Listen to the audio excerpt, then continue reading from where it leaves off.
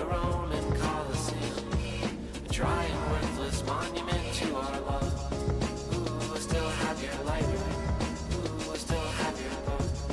Ooh, I still have everything you brought, but you never took. You know where to find me, and I know where to look.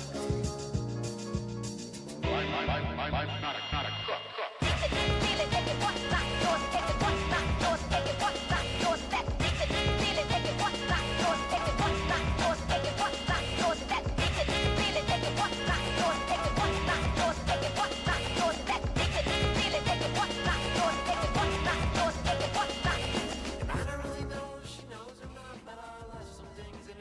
Hey, hello. Hello. How's it going? Do not disturb the mother's silence. I don't know what that means.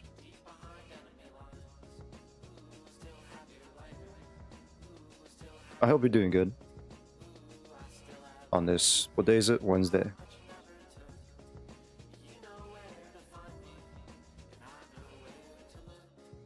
Another day out in the snow.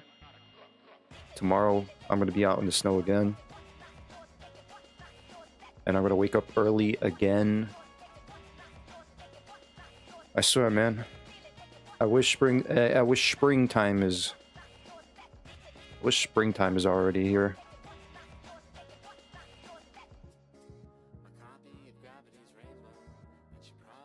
How's the snow today? Crunchy, wet, or transitioning to a liquid state? Crunchy, I guess.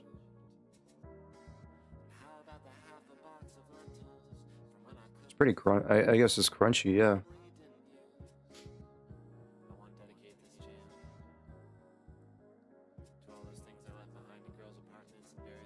Just trekking throughout the snow and like clearing out the snow and salting the road and sidewalks and stairs and whatever.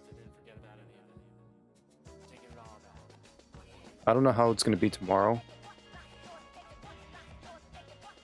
but I don't know. We'll see.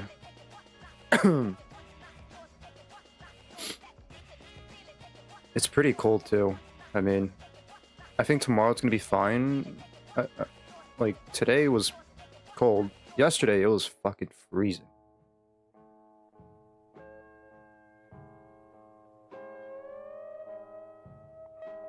But I mean, fortunately, I mean, I do have the right clothing to deal with it.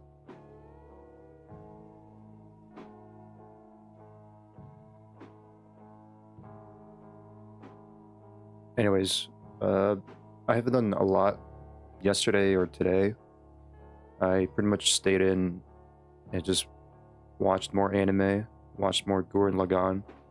I have 5 more episodes. Still having a good time. I'm at the part, spoiler alert. Everybody leave right now if they don't want to be spoiled. But, I don't know, skip 2 minutes. I'm at the part where, of course, I'm in, Kamina City. With the whole moon, like the moon stuff and all that. With the anti-spiral.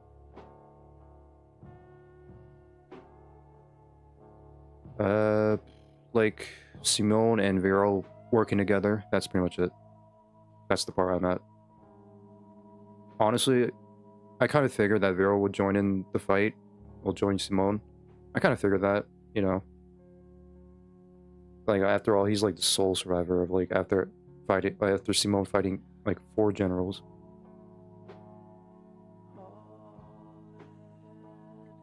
It's cold and fog took the landscape. Thankfully, not thick fog. I can still spot what's ahead of me. I mean, that similar thing happened to me, I guess, a couple weeks ago.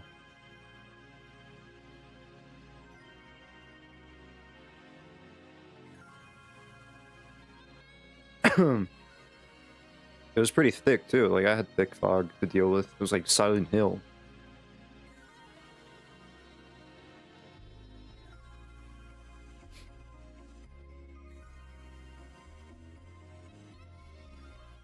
Alright. I'm pretty sure I could finish the anime by, let's say, in 2 days.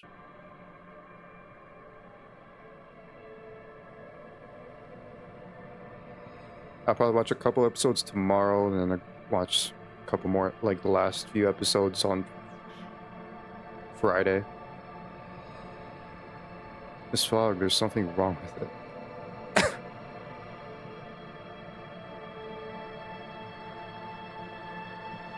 And then I see a lying figure down by the path. I was like, oh shit.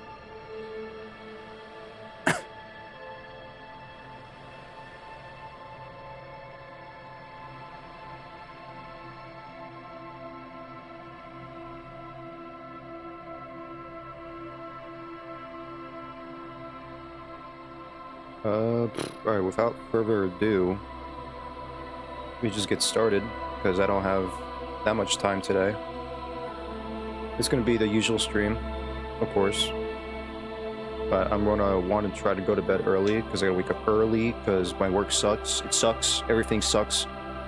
Everything sucks.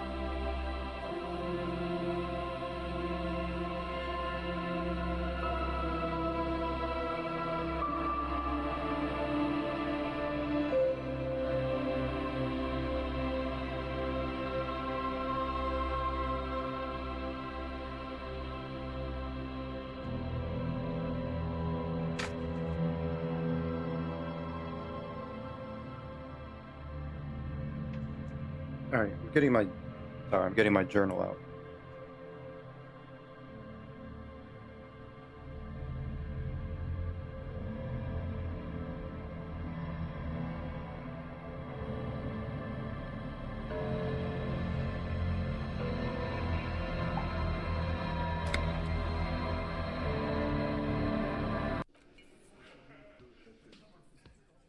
You can finish tomorrow, but while you're telling me you made it halfway through the anime, I'd recommend looking for the movie too, somehow. There's some additional scenes that the whole thing is skipped through. I didn't know there was a movie. I'll check it out. I didn't know about that.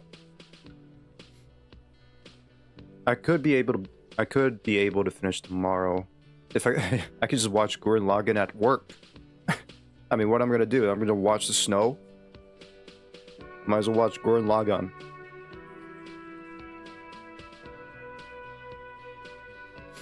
But I'll check it. I'll see if I can find it. If I'm able to watch it too.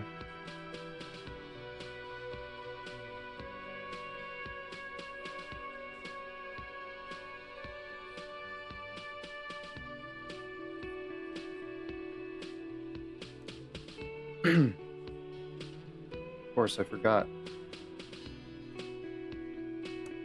Oh shit.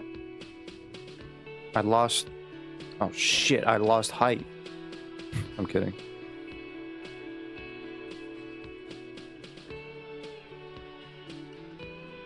It's because I like adjusted my seat, that's why.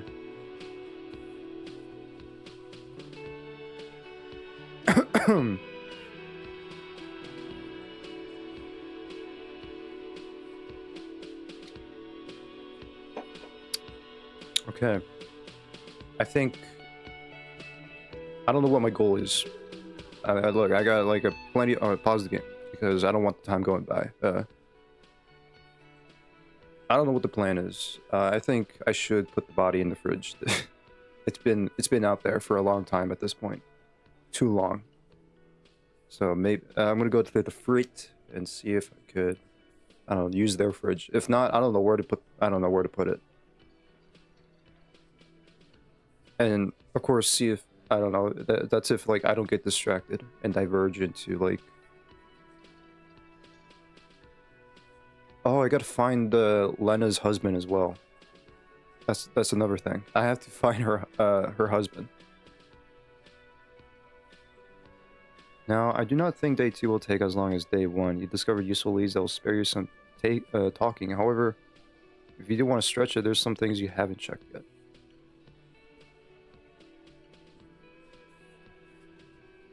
See a container you can't open? Equip a pry bar. There was a container at the harbor.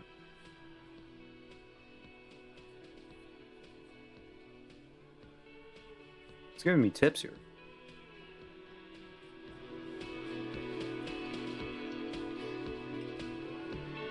I don't need tips.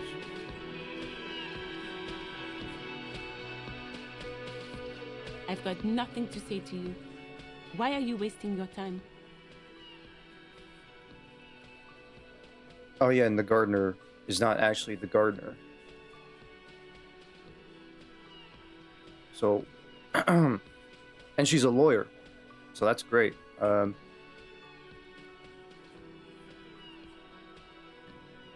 What's your role in all this? Like I already told you, I'm a legal counselor. Do you have hearing problems? Yes. Are you Lizzie Elizabeth Miss Buford? I suggest not wasting time on trivial pleasantries and focusing on why you are actually here. Titus Hardy. Man, I actually like you. Man, I actually liked you when you were actually a gardener. Even though she has excellent control over herself, something moved behind her eyes, in the way she stands, in her face. You caught her off guard. Push her some more. Ooh. Easy Leo told me about you. He likes to talk a lot. You are not here to chat up the legal counsel. You are here to question these men. You set the pace and the topic of these conversations here. Establish that.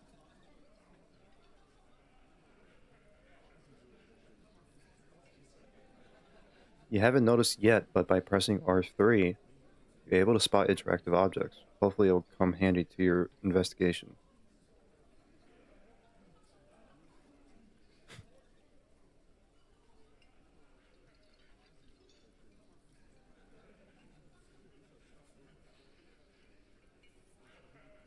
Gee, thanks. Good to know.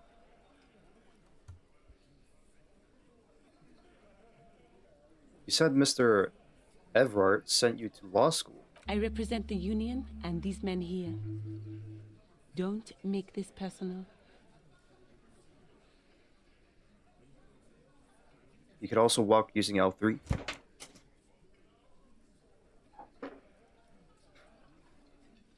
Of course. A very minor victory.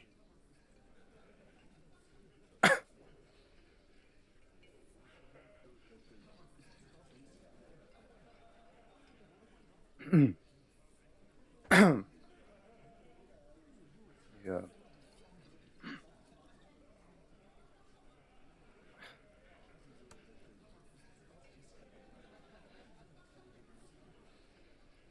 I suggest Even though you caught her off guard. you are not. You set the pace and the topic of these conversations here. Establish that. You said you were in debt to Mr. Clare. I represent the union and A very minor victory. Okay, same thing. Even though you caught her, you are. you set the pace. I am a legal counsel. Don't make this personal. A very minor. I. Even you caught her off. You are not. You set the pace and the topic of. He said no such thing. This isn't about me. Oh. Oh. Calm down, everyone. Let's stay professional.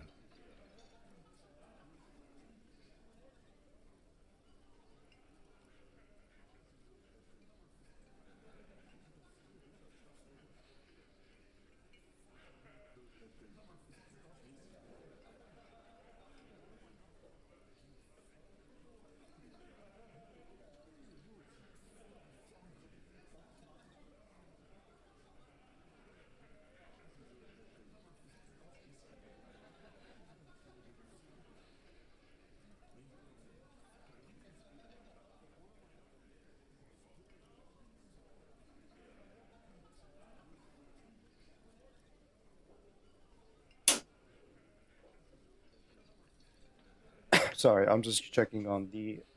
I saw the messages on Discord. By Scout. Hey, Wolf, how's it going?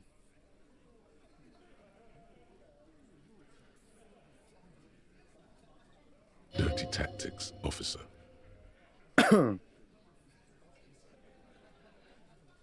What if I want to talk to you, not Titus? What you want is of no significance, officer. Don't test your authority. In Martinez, you are no one. I saw what you were thinking. You want to say, what are you going to do to me? Don't. Just because it's in your head doesn't mean you have to say it. You can also remove the HUD if you saw a scenario worth a thumbnail. Gotcha. Okay. Okay, that's good to know.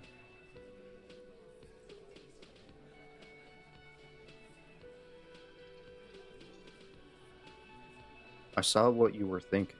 You want to say, what are you going to do to me? Don't.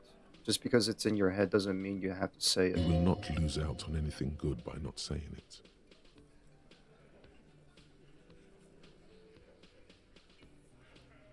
Hi, Steven. Almost time for Supernatural. Nice, bro.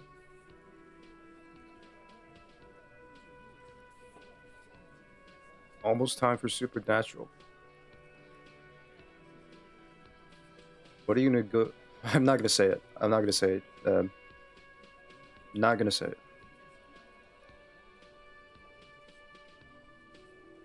Hey, Scout. I saw your messages on Discord.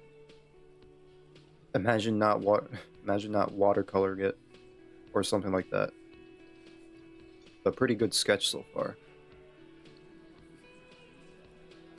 I also like your profile picture and your banner. I like it.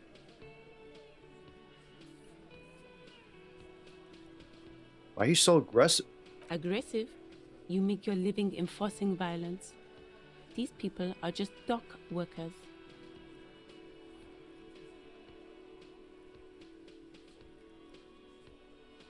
Mid. Not good, but not bad. Fair. So you were spying on us, and now you represent murder suspects. Just dock workers.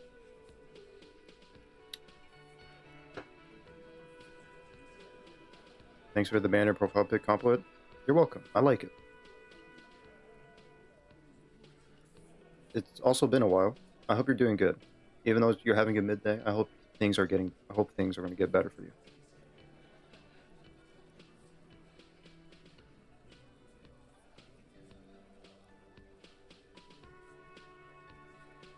To be fair, I did spin kick the shit out of what was his name? Measurehead? Listen, you moral intern lackeys. You're a mob, enforcing the unlawful privatization of Revachol. 20 fat men in the Occident are stealing it all, and you're their bodyguards. Fuck yeah.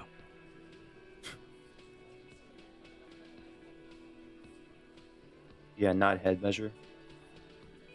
Head measure sounds off. That sounds pretty sus. The tall, broad-shouldered man takes a sip of his beer. So ask what you came to ask, or get back to your commanders. The world needs a financial buffer zone. No need to get emotional. The privatization is not unlawful. It's cool and funny. Maybe you're just not historic individuals? I don't know where you heard that, but it's wrong. The RCM is principled and strong, unlike you socialists. I like that. Good start. Let's take a step further. Arms uprising? What are the union's plans? I'm not going to say any of these.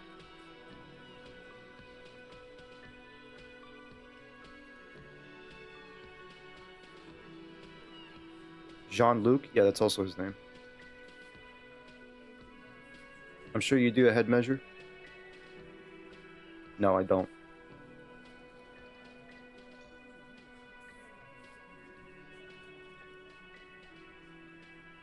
Yeah, let's do that. Let's ask those questions. Let's.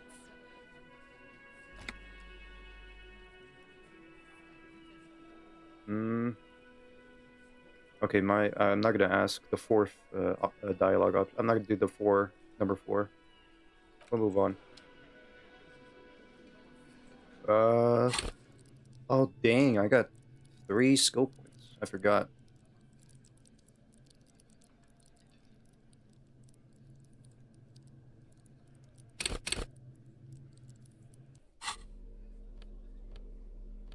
I want to get rid of the glasses.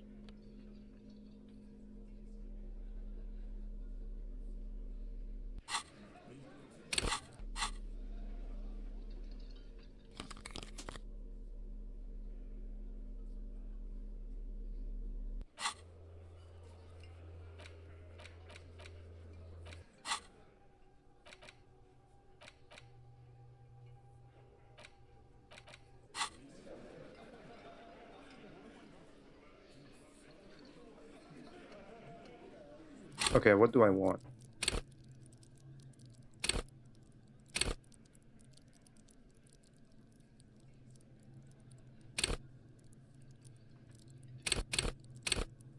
Maybe another point for volition. It is my specialty.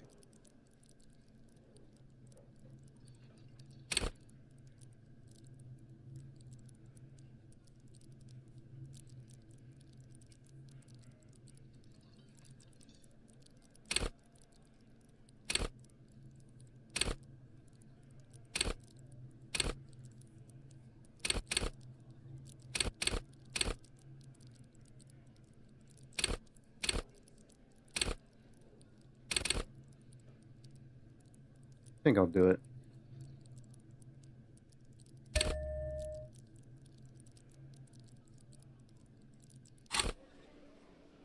For now.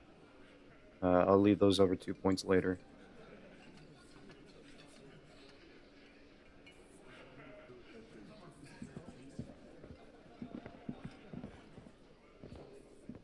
Let me go to the frit.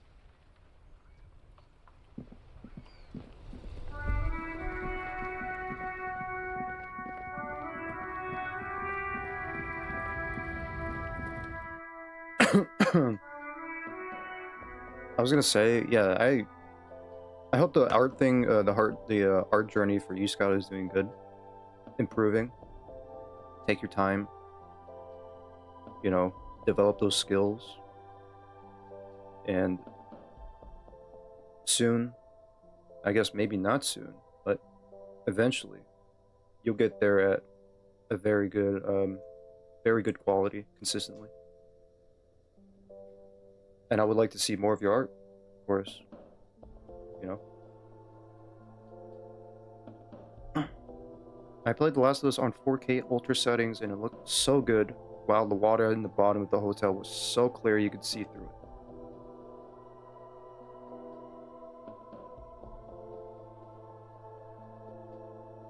Can't really imagine it, but it sounds really good. I would like to see it. When I get like a PC at some point in the future.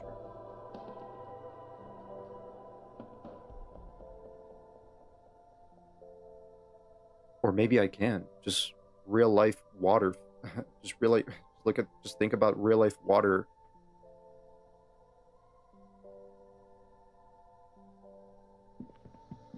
Okay, anyways. Is this about the questions again? Because I don't really know anything. Don't forget my proposal to Elden Ring randomizers together. Oh yeah, I haven't forgotten about it. I saw the last message you sent me too. I don't think I read it, but one day we get a PC, we'll play together. For sure.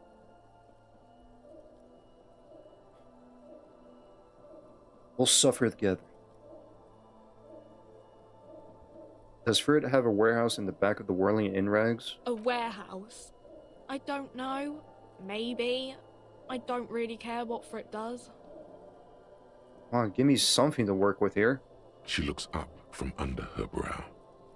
Fine. Frit doesn't have a warehouse. Just a little back room here.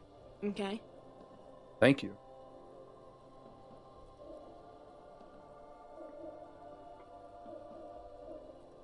Do you have a fridge? Mm-hmm. Right behind you. Oh, perfect. I need to store a corpse there. Just straight to the point.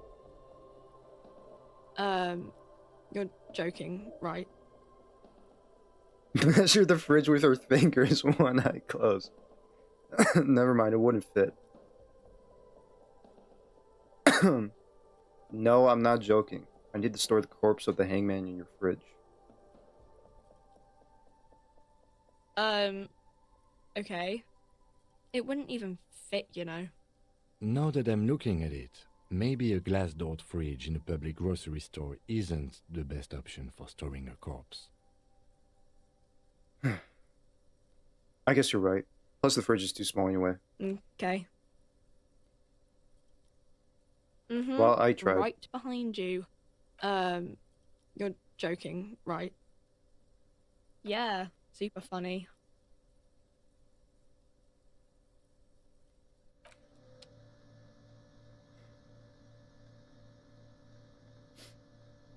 You want to build a, you want a PC build, you want a PC, build it yourself. It's the only way you decide what you need, and the price having that power is amazing. That's what I considered. At least me and my bro wants to save up for a PC, but he wants like a pre-built PC. Which I mean, it's up to him. If he wants it, that's fine. I mean, we'll figure it out. We're not gonna get it anytime soon, of course, but me and bro will figure it out. All right, well, and plus I have to, like, of course, research.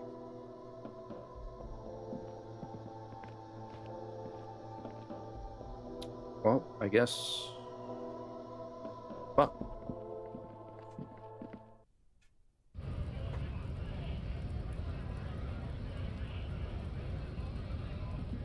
Oh yeah, let me talk to Manana about the stew.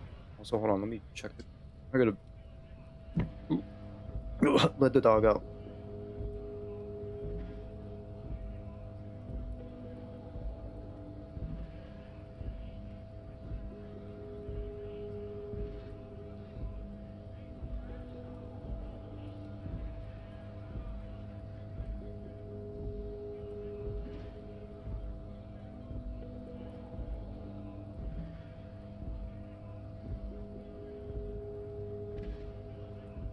Who needs a PC?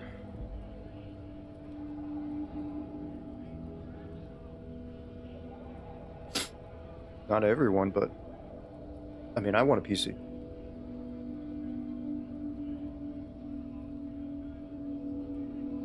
I could potentially buy a PC. I mean, I could buy one, but like, of course, I gotta look into it, and plus, I need more money.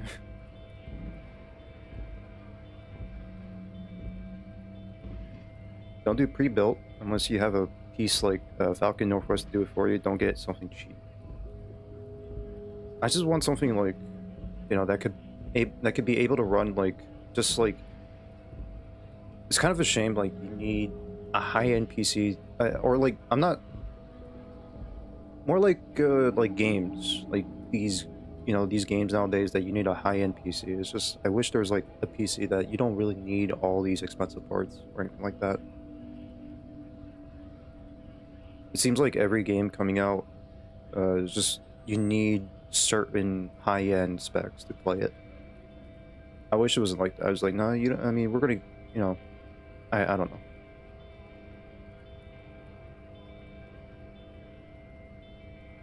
If you got a job that didn't make you work at 5 in the morning, then you can buy a PC. Well, this is America, so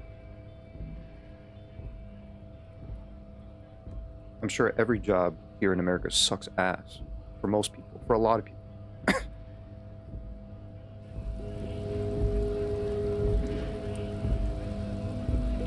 We're getting -5 degrees. Oh! Anyway, it doesn't matter. 5 in the morning or 5 working at -5 still sucks.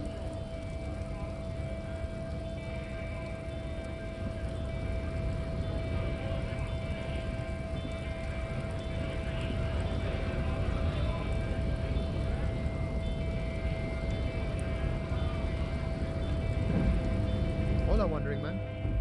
How can I help you? Oh yeah, he knows about the armor too.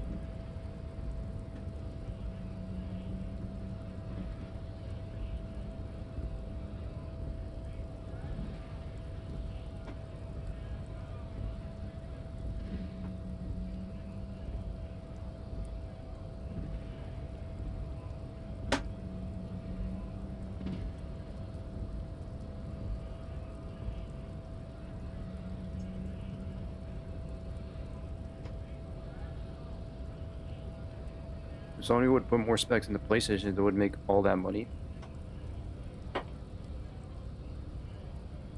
I literally forgot they released the PlayStation Pro, huh? I forgot about that.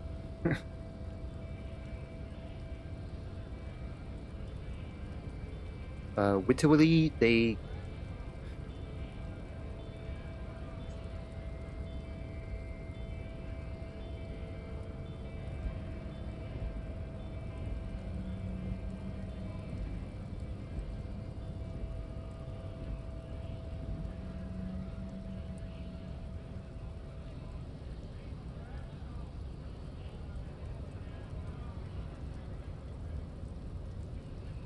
A friend got a cyber power PC, and when it blew up, power supply went. It took the motherload and CPU with it.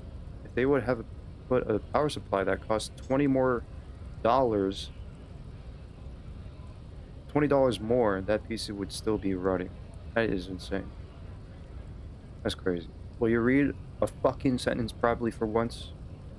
Oh yeah, well, can you spell? I'm just kidding.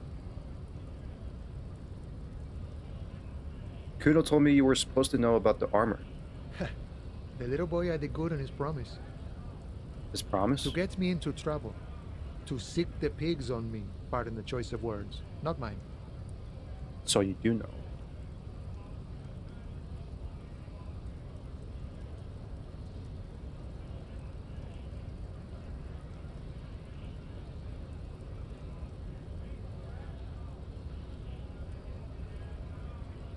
How do you spell eyes? Easy. EYES.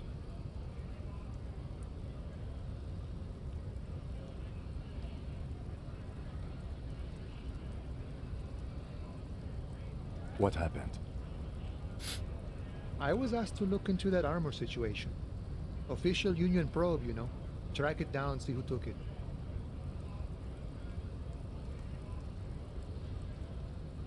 Okay. Did you? At first I thought, why not? Maybe the pieces can feed the strike. Buy us a few more days under the sun, you know? So I went to this boy. He said he'll make me his prison bitch. He's got eyes everywhere, and the cops in his pocket, and he's the king of Jamrock. The armor situation is crazy. Yeah, but you gotta watch a tutorial on watercolors? No worries. Go watch it. Good luck. Serves me right for doing menial Have fun. footwork. I dropped that probe right then and there, and it still got me into trouble. One bad move is all it takes. So Kuna used us to what? Scare you? It's a minor nuisance. It's all good.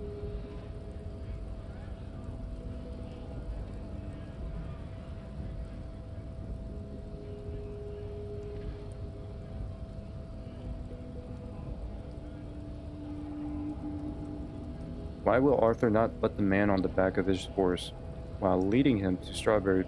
It'd be so much easier. Oh, that? Yeah. I kind of wish it was different that way as well.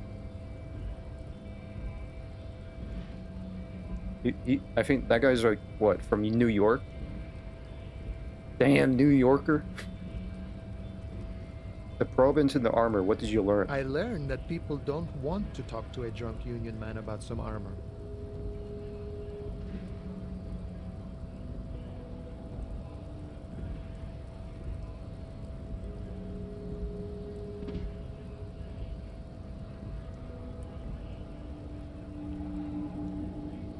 What else? Not much. Technical stuff mostly. That was the interesting part. What sort of technical stuff? I did some research into this armadura. Let's say I have friends at the library. I didn't get into the material science, just how it comes off. Okay. How does it come off? In parts. 4 in total. The helmet was the first to go. The kid says he tore it off and kicked it into the sea. I believe him. The boots were still on the guy last I saw. Too hard to remove. Okay, so that's 2. I already know about the helmet.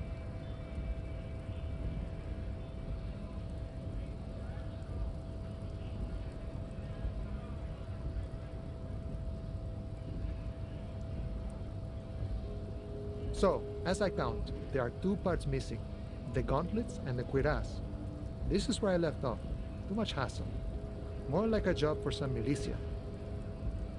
Okay.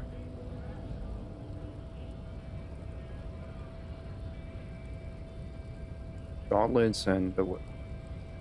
Cuirass? I don't know how do you pronounce that. 4 pieces. Helmet, cuirass, gauntlets, boots. What about the leggings? Oh, they're just gone. They don't exist anymore, if they ever did at all. Forget about them. I did. I was about to say the leggings, like, that's non-existent, I guess. I'm gonna find 1 piece of it. 1 is enough. I'm ambitious. I'm gonna find all of it. All the pieces. I don't think I have to find all the pieces. That's... Am I gonna go into the sea and find that helmet? I don't think so. I don't think so. I don't want to. What happens if you press decline while taking him? Does he just tell him to fuck off? I don't know. I mean, you could have saved and find out. Do a quick save and find out. Or actually, then again, you won't be... Don't do it.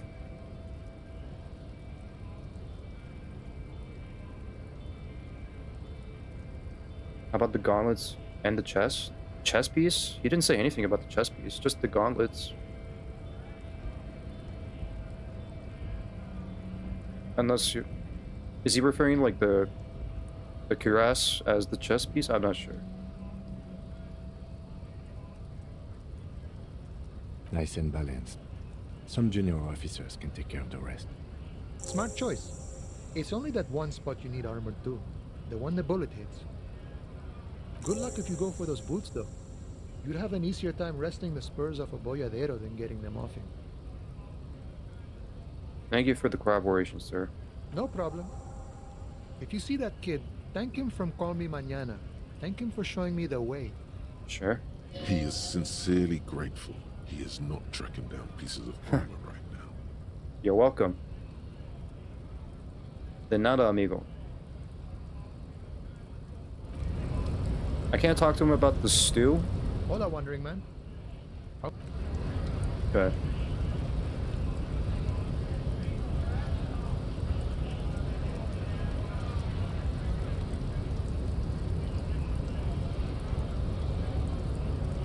He says, I'm done with this. Find your own damn way. And the man says, what? No, you horrible man.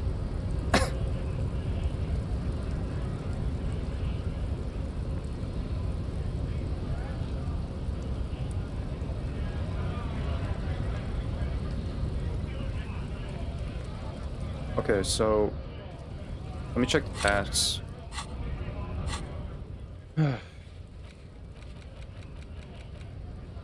Where's the rest of the armor? Kuno lied to you. Return and confront him. Find 1 armor piece. Getting the hangman boots.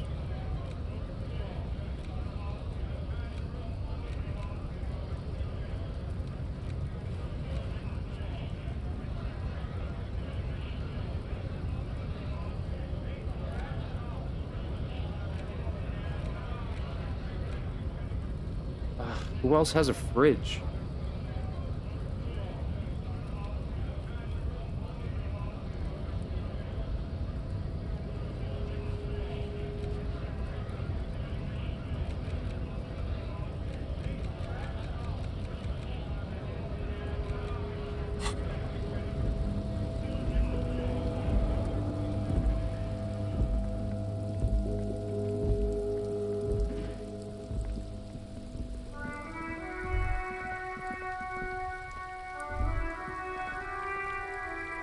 Droplets of rain fall on the white on blue police livery of the motor carriage.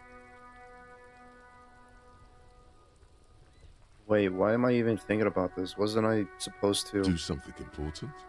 Something murder-related? There's always something important. Doesn't mean you can't take a moment to admire this piece of machinery. Even at a standstill, the unibody Caprice Canema looks sleek and dynamic. The cabin is tilted frontward to give it a more aggressive, hunched look. Someone has waxed it recently. That machine really puts the loco back in locomotion. Very cool. I don't like your machine, Lieutenant. Looks impractical. A motor carriage, one of the many. Actually, motor carriages don't interest. Mm-hmm. You want to take a closer look? What's it packing there? Point to the engine. Wait, what in there made the infernal whining sound that woke me? A fine machine. 130. I reckon that's a 7-liter V12 there. That's what? 7-liter V12? Let out a whistle. Mama's serving some serious macaroni.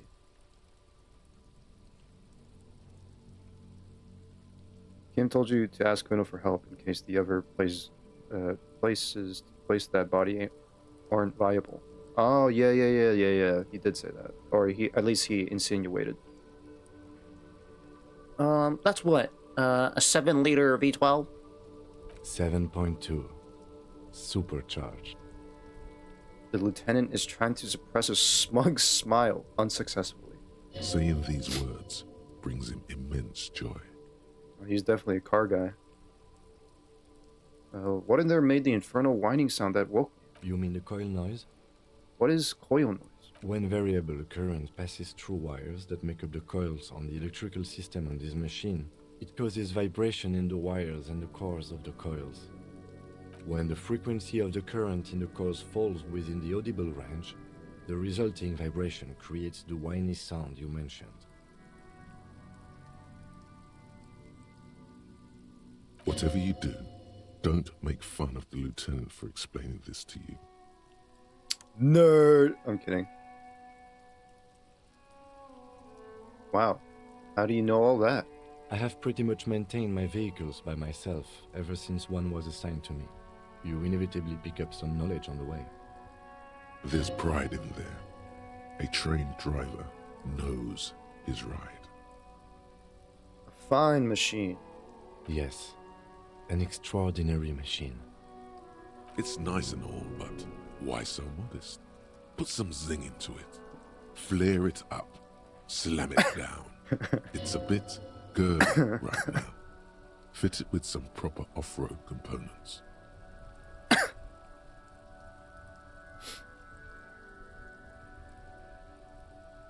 You need to slam it, Kim. Make it more imposing. With a winch and mud tires, we could take it off the beaten path, Kim. We are not going to, though, because this is clearly a sports motor carriage. Sounds like he has a strong concept of what this machine is. Let's make it off-road.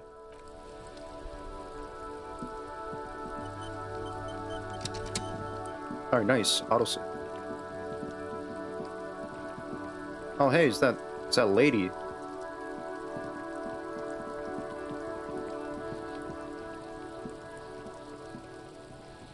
Have you come to make your offering to Kuno? Please don't. The lieutenant does. Don't let. You can pay tribute to Kuno with drugs. Oh, No, nothing. It's nothing.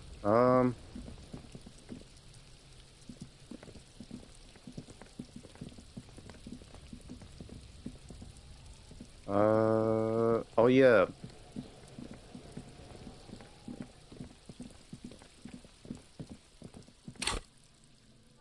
I gotta find Lena's husband.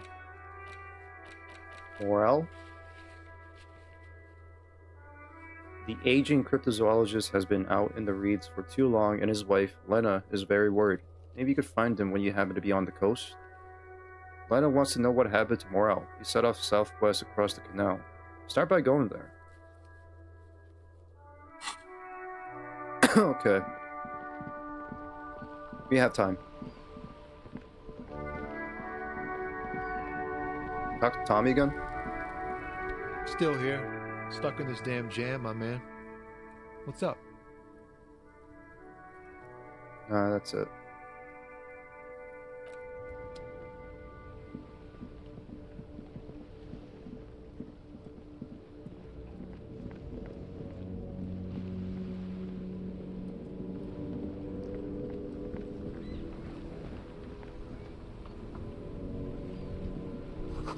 Tire tracks leading onto the roof. The slush and rain has almost washed them off.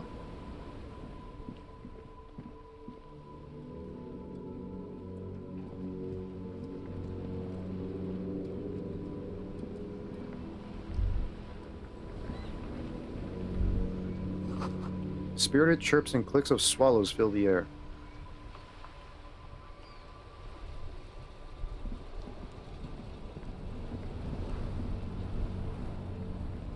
Seemed like the car broke the fence and went down here, down south.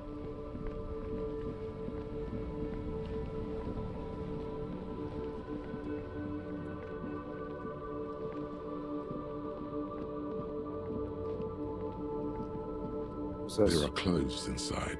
Cheap second-hand clothes, smelling of strangers' body odors. Don't be shy. These are premium class clothes. Good quality fabrics, best retro design. Save the economy with your style, officer. Browse. You find your hands deep in tattered and faded garments made from weird polyester blends that make your body itch and sweat in all the wrong places. Oh. Economical, but also trendy. Look first-hand, buy second-hand. Keep the economy moving. Find something worth salvaging from that pile of rags. Or thrift shopping.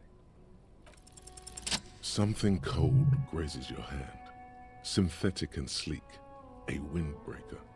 Surf, it says, but also wind, summer, 100% waterproof, and sport. All in different typefaces. Good choice, officer. Mega sporty. And it's only $4.50 for you, sir. Actually, -1 shivers, +1 composure. It looks goofy. It kind of looks. It doesn't match for me. I'll leave it for now. You see two lowly, defeated speakers, thralls, slaves basically, perched atop them like conquerors surveying the land. A pair of found, durable wear sneakers, Ultra Series. I can see you with taste for luxury, officer. Can't keep your eyes off those sneakers? Now, I was looking at the speakers. These once respectable speakers have been conquered, reduced to a mere prop by the indomitable found Ultras atop them. No, don't look at the speakers, officer. Look at the sneakers. The sneakers are the stars here.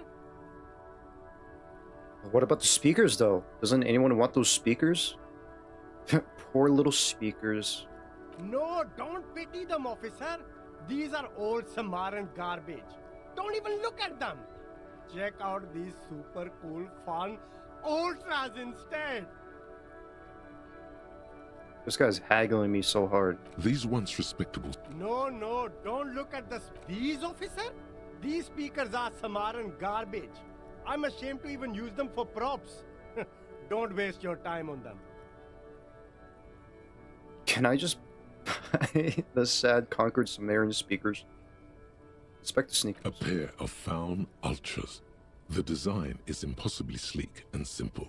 A futuristic silhouette with a sleek monochrome colorway, a jet black upper, and a silver-lined midsole. Those sneakers, mister. Those sneakers are the latest found sneakers. Super air, super fine, super cool. Only 50 real. Only? That's madness. Only. This is madness. Oh wow! +1 reaction speed, +1 hand-eye coordination, -1 encyclopedia. Probably not for me. I could probably get the full set. You know, there's Kuno's. I could buy Kuno's pants, but I don't want that. That's kind of weird. Can I just buy the sad conquered Sumerian speakers? No way, officer. These aren't for sale. They're bad speakers. Low-fi socialist junk. But I need some speakers. That's why I want them. I think I might be a lo-fi socialist junk myself. You're right. I don't have time for junk. I need a luxury life. No, officer. You're a high-class policeman who accepts nothing less than the best. Lucky for you, I've got the best on sale. You don't know what I am. I don't even know it myself. I want the speakers. Wait, what if I do deserve more than a lo-fi socialist sound system? Well, if you want them... But see, they are the pedestal for my sneakers. If I let go of the speakers, where will the sneakers go? I can't leave premium lifestyle sneakers on the ground. What is this? What is this? Like, what is it? Nikes? Huh? Is this Nikes here? If, on the other hand, you wanted to buy the sneakers too, I could maybe throw in the speakers for little extra. 50 cents? Sure. I'm kidding. You'd be policing in style. The culprits would fear you, and the behaved citizens worship your style. Yeah, I just want to buy the full set. The windbreaker is like 450. The shoes is 50 real.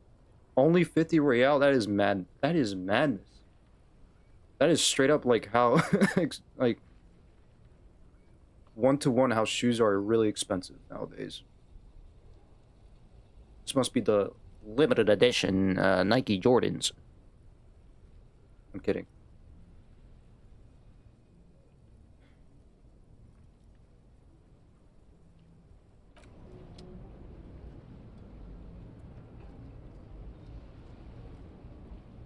Okay, I'll come back.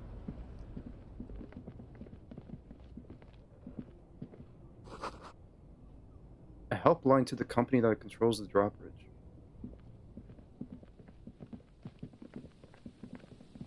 This is south, I believe.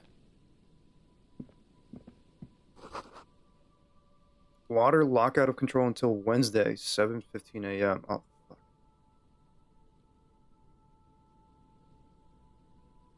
Who are you? Good morning to you, officers. Is that a banana? Or is that a knife? That's a banana.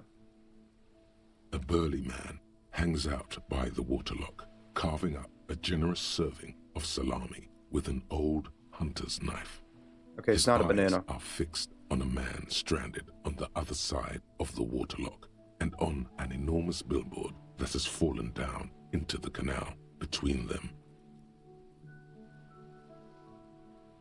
Do you know what caused this wreckage? Point at the smashed billboard in the canal. I wasn't here to witness it, but those look like tire tracks on that sign. What? Weird, huh? Then again, plenty of daredevil drivers in Rivershoal. The same? Surely it's not the same driver that crashed the fence nearby the Whirling Inn Rags.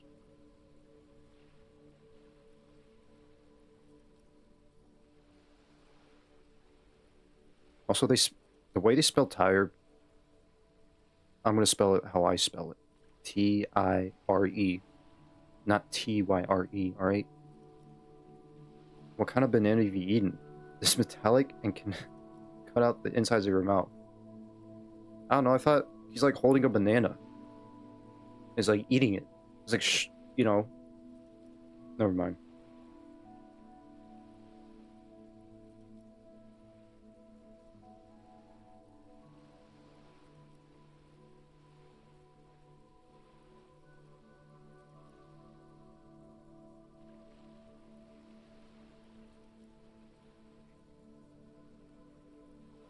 That reminds me, I should buy more bananas.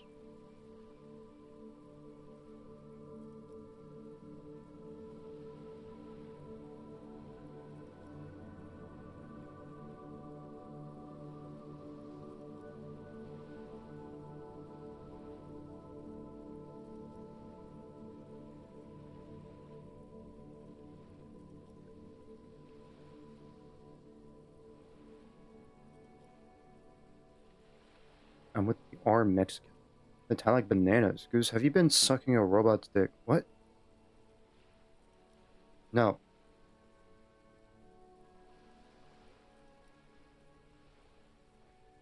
We're not that far in the future yet.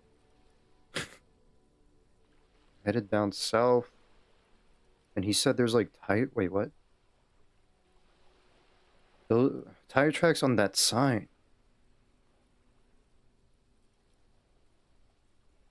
By the canal.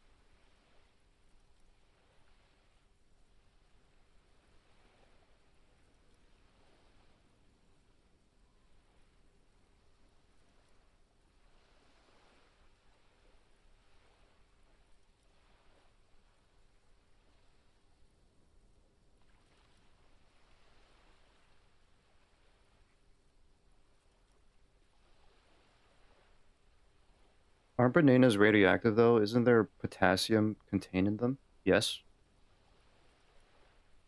I don't, but I don't think it's safe to eat. It's safe to consume. I mean, there is that one like what? Isn't there like there's like a certain amount of bananas you could eat before you actually die, or like have some sort of like problems for your like health problems?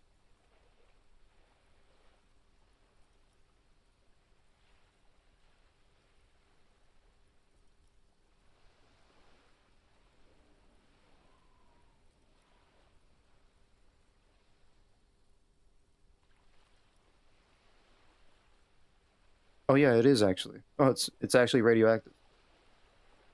Of course, with a certain amount of potassium, you're able to construct a deadly weapon. Guys, I'm gonna eat 1 million bananas, and you guys are gonna watch me eat them. And we'll test this theory. Okay. Guys, today I just bought 1 million bananas, and I'm gonna eat them all. The words Daredevil Driver sound ominous to you.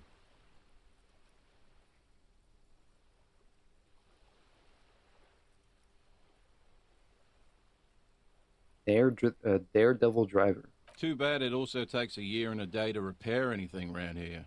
Especially a water lock. The rest of the coast is closed off till then. Can I have some of that salami?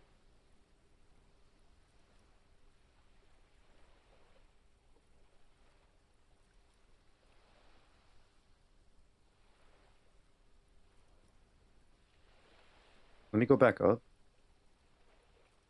The water lock.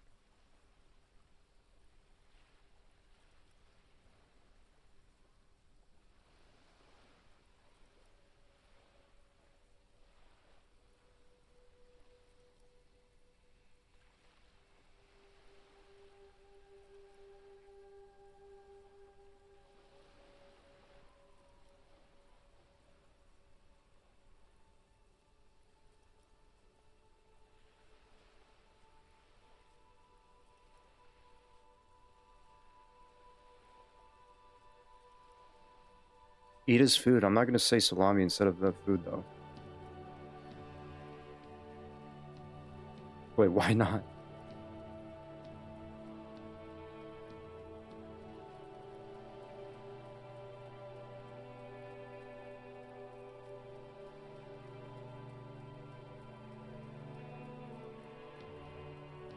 So the water lock is broken.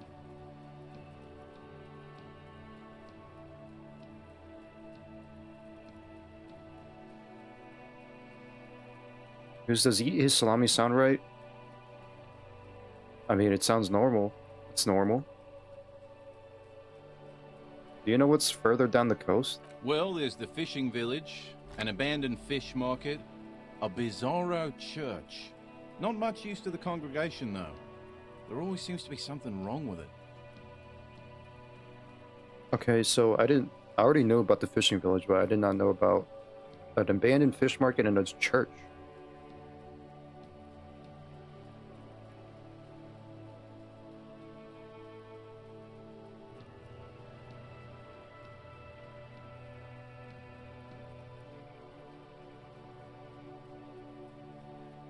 So eat his meat sounds right. Yeah, sounds right. Nothing wrong with that. Yeah, not really much else. Just bombed out ruins. Can I have some of that salami, mate? Sure thing. Oh, nice. Want some too, officer? Why not? The lieutenant ponders the offer for a moment, then decides to go for it. He takes a slice of salami from the man and chews on it. Alright, bye. Good morning to you, officers.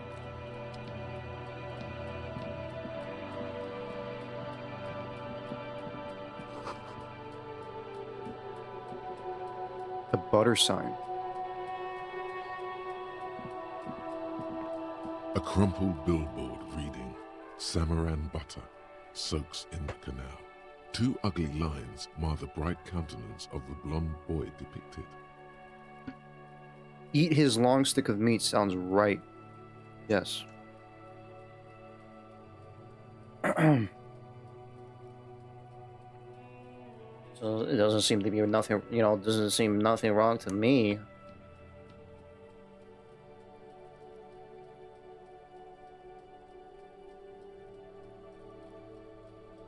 Salmon and butter.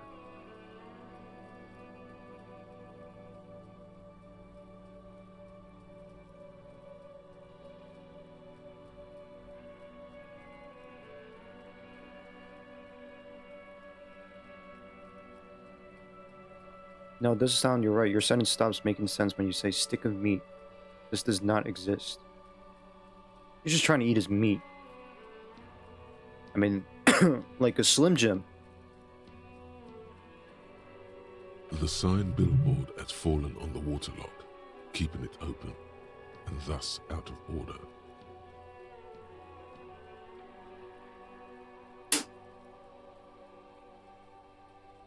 Oh, that's okay.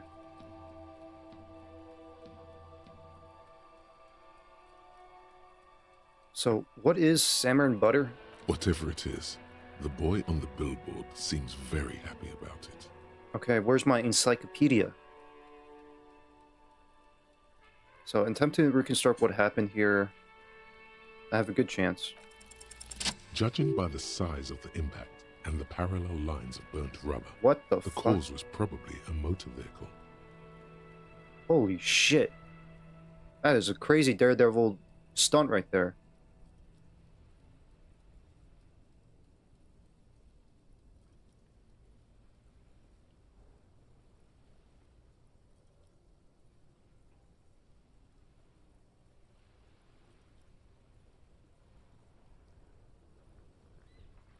Same car that crashed into the fence.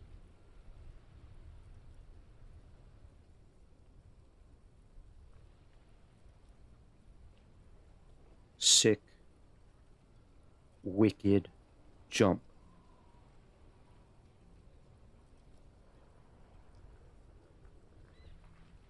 Sick, wicked Daredevil jump.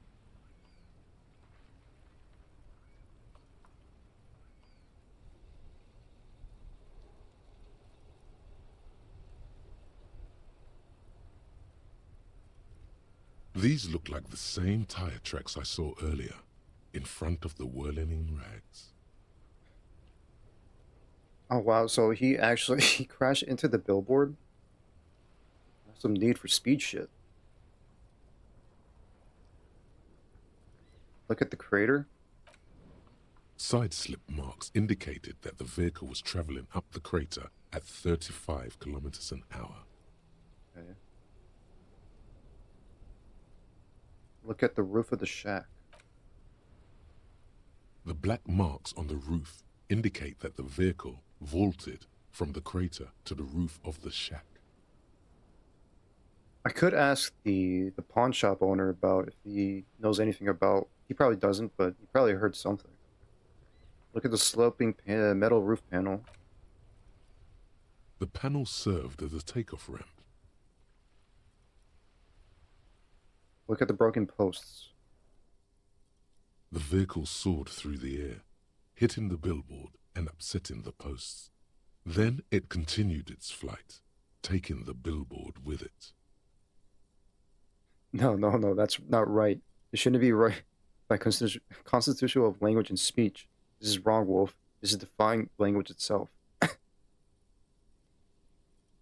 No. This can't be. This is not right. This can't be. All right. Look at the sign. The sign broke the vehicle's fall into the canal. Oh shit. Okay.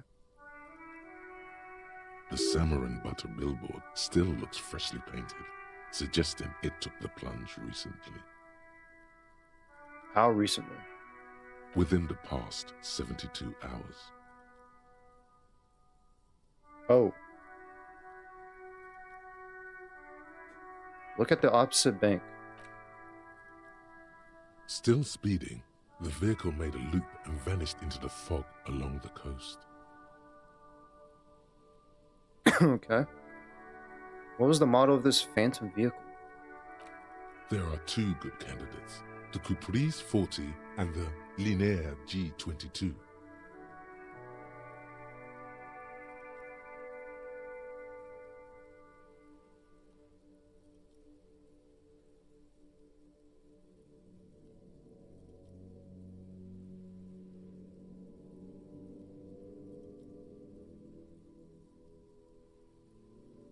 Alright, that's enough.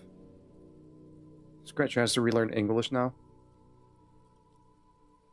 Why the Capri 40? It's about the right size, and the tire marks look like they came from the skinny tires frequently found on that motor carriage. Why the Linéa G22? Very sturdy but light motor carriage. More likely than most to survive that jump. Alright, what now? You'd have to follow the tracks to be sure. Oh shit. The lieutenant looks on, waiting for you to wrap up your analysis. Can I tell him? Any theories about what happened here? Reckless traffic hooliganism. It looks like someone was in a real hurry. Some top-shelf shenanigans. I want to meet the driver and shake his hand. It looks like someone was in a real hurry. What kind of car do you think it was?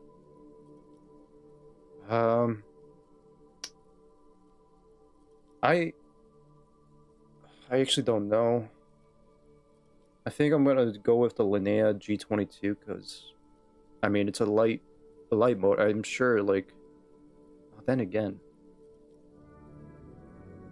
I'm not sure.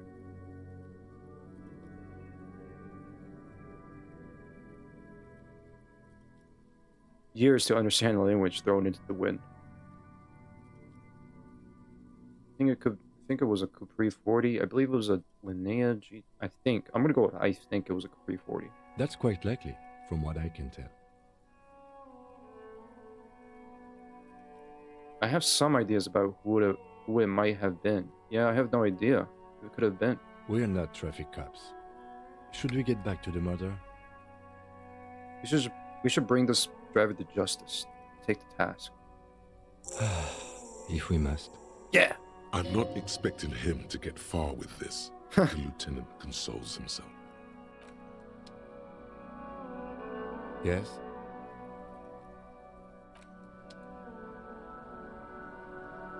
Okay, well... So, wait, hold on.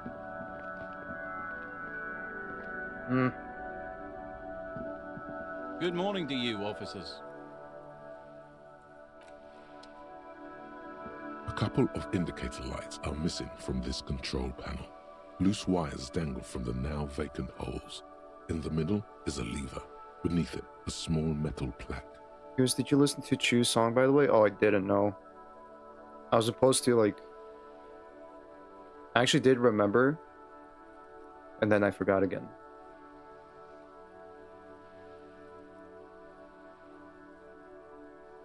I am very sorry. I did not get to listen to it.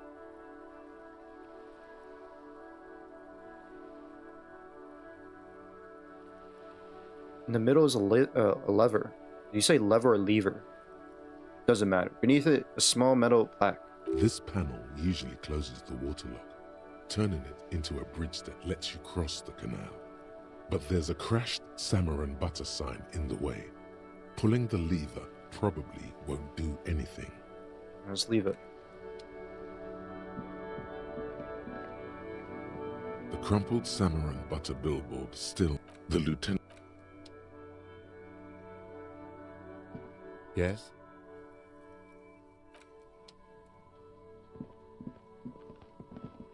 Did we tell Lena about it then? About this situation down in south? Oh, what the hell? Oh! Fingerless gloves. Something new. +1 electrochemistry. Cigarette stained fingertips. Gasoline stained fingerless gloves in a navy blue. They've been worn threadbare, but being made of wool still provides some warmth and comfort.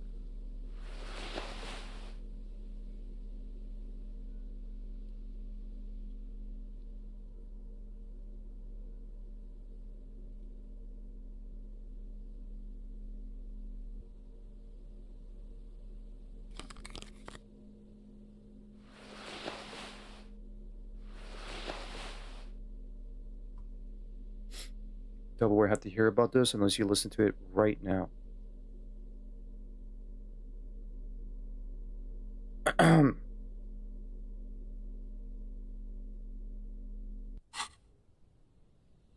I'll listen to it when I take a break then. Day 2 Andy.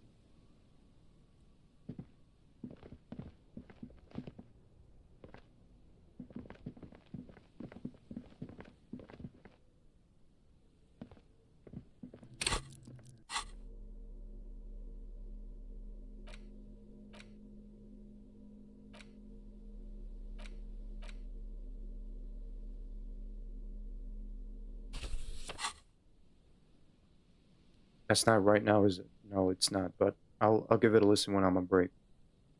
When I take a break. At 9.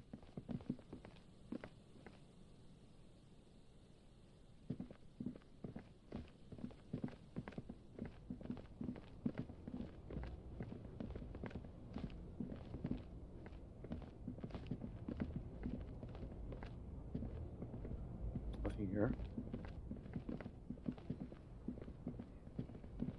Okay. What's in here? There's a pile of cheap sunglasses in a small box. A variety of shapes and colors. You like sunglasses, officer? I've got the latest styles right here. Try the shades on. Abort. These are hideous. What's more, they don't even fit your face. You can feel them pinching your nose and chafing against your brow. Damn, officer! You look like a mega secret spy. Very secret. They're practically made for you. I'll let you have them for 2 real and 50 cents. They're perfect for concealing your bloodshot and baggy eyes. It's going to be very difficult for anyone to take you seriously with these things on your face. No, you are definitely not buying those. Wow, Kim, I didn't know you were the fashion police. You're right, I'm too sensible for those. Are you sure? But they look so good on you. You should think this through, officer. Those are some ugly-ass glasses, man. Shades of self-destruction? Yeah. That's the right title. Rummage through the box. These are all boring. Boring third-rate ho-hum sunglasses made of cheap Syrahese plastic. The kind of plastic that melts in the sun. These are all first-rate sunglasses. Premium design, superb material, very cool. UV resistant. These will definitely keep your eyes safe and cool while doing your dangerous police work. Conceptualization 4. Very cute. Kim removed the glasses. Yeah, he was gentle about it. He was really gentle. He gently removes the glasses from your face.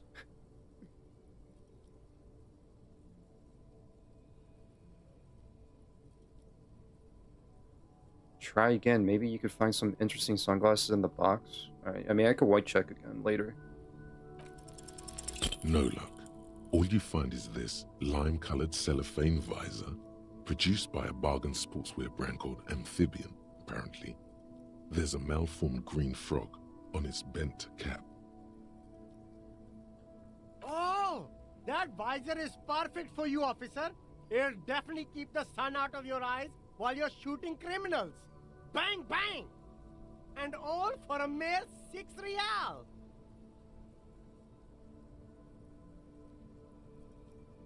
Kim, are firefights something we should be prepared for? I hope not.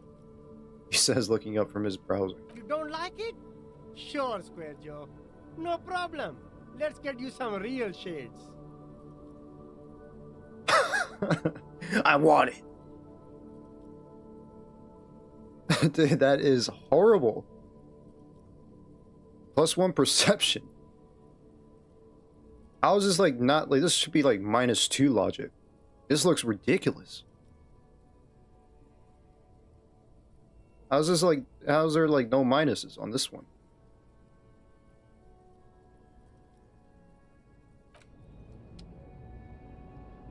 Alright, I'll be back. It's an autosave? Alright, nice.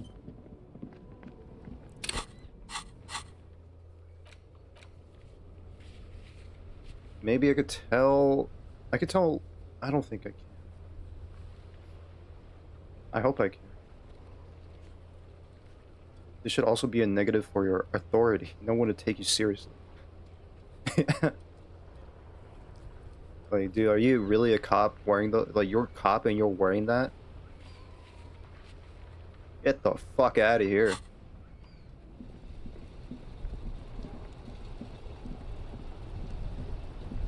But I like amphibians. I like amphibians.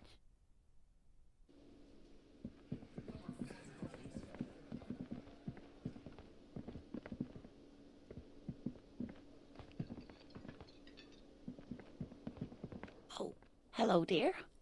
I didn't notice you at first. Forget about morale for now. I'm here with the role to assist you in case you like directions. Yeah, I'm just gonna go back and tell Lena about the situation down at the water lock. The water lock on the canal is broken, so your husband's probably just stuck on the other side of the coast. Oh my. What happened to the water lock? You may not believe it, but it looks like some maniac crashed his motor carriage into it. What do you know? It's blocked.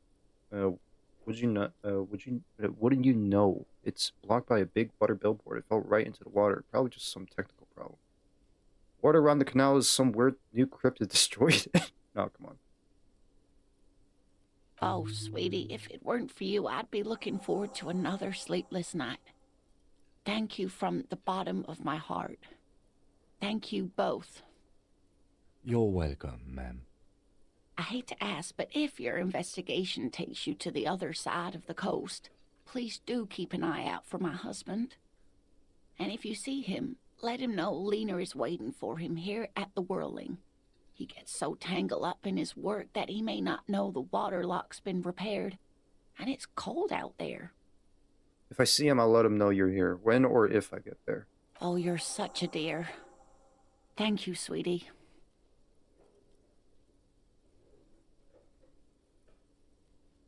Oh, I could... I could talk to her again about the cryptids. Alright, maybe next time.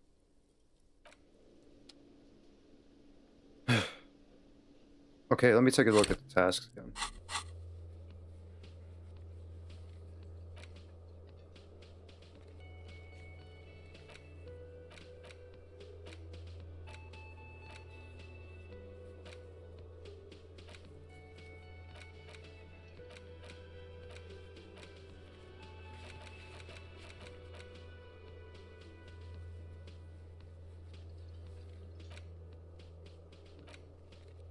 Okay.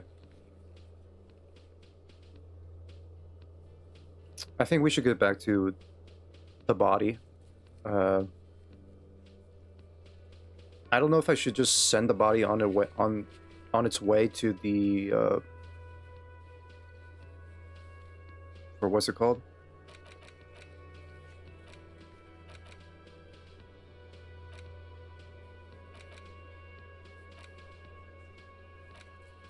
Processing. But there's probably something else, but I have to put it in the fridge. I need to, I need to probably go to like different stores and ask about a fridge. I don't know.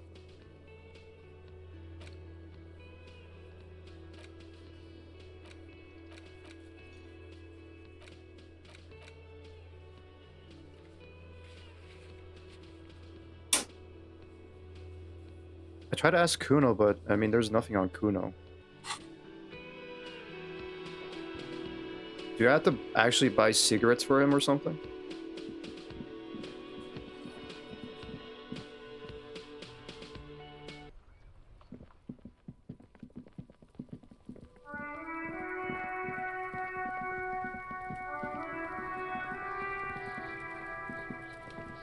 Have you come to make your offering to Kuno? There's like nothing else I could deal with him. The man is decomposing visibly now.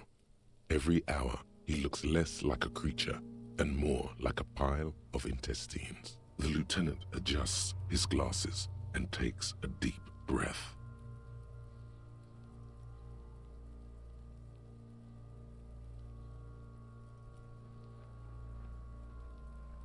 Try to remove the dead man's boots. I thought we decided to leave it to processing. Let's not turn this into some kind of circus. Damn it. This is turning into some sort of mega puzzle.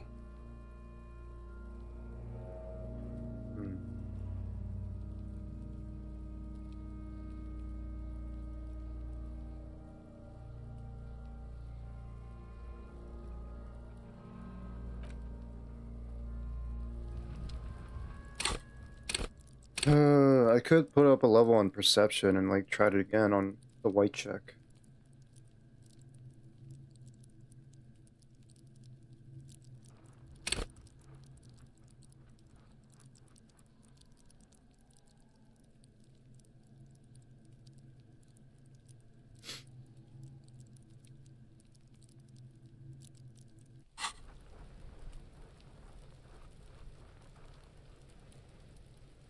All right, Scratcher. I have some directions to ask. In order to find a fridge,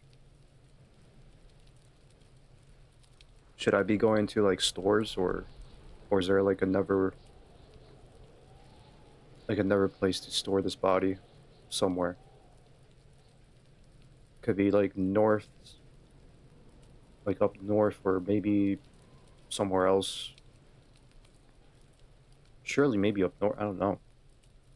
But I'm just asking, I mean, do I go into stores or like go to like a certain direction and try to see if I could find some place that has a fridge I could store the body?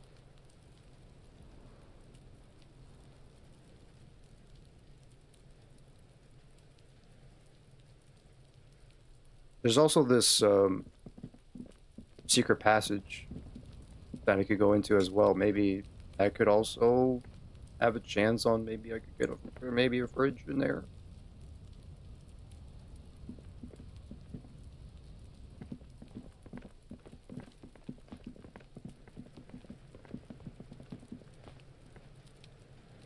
You've been ignoring that bookstore for a while.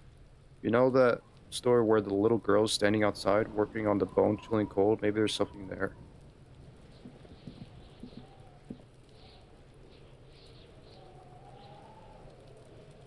The bookstore.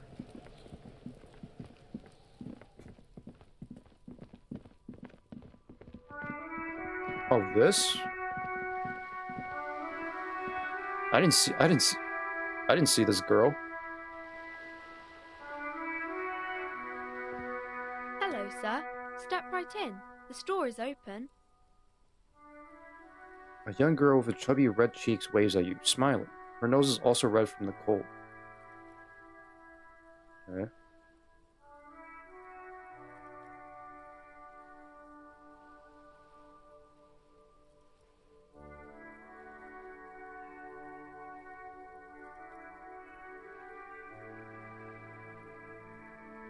Hello. Are you interested in a new and exciting book? She stomps her feet to feel warmer.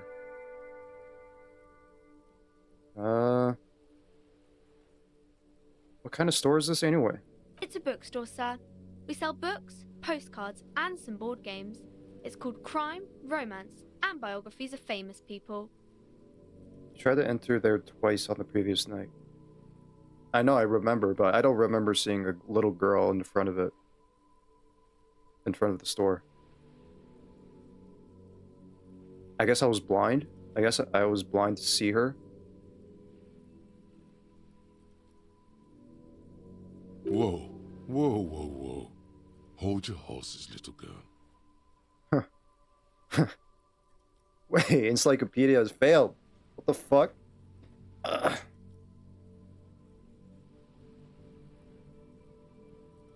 So, what is a book? My gosh. That is a book. They have stories inside them. It's like someone told you a story in a really long letter. What's a postcard? A postcard is a small cardboard picture. You can write a few words on the other side and send it to your friend or beloved. She is unfazed by your questions. She would consider it impolite to point out any perceived weirdness. What is board game? What's a board game? Board games are like little games on a table, made to pass the time. There are several different ones, but sailors here mostly buy cards. Interesting, thanks. My pleasure. Anything else you'd like to know? Is it okay if I ask you some questions? Okay, sir. I'll try to answer any questions you have. I hope they're about books. Nope. Say, child, you wouldn't happen to know a good fridge, would you? A fridge? Yes, like a big, big fridge. A cop would...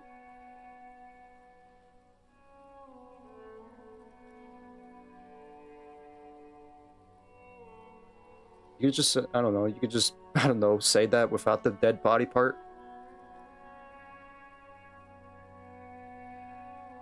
Goose doesn't know what a board game is because he doesn't touch grass.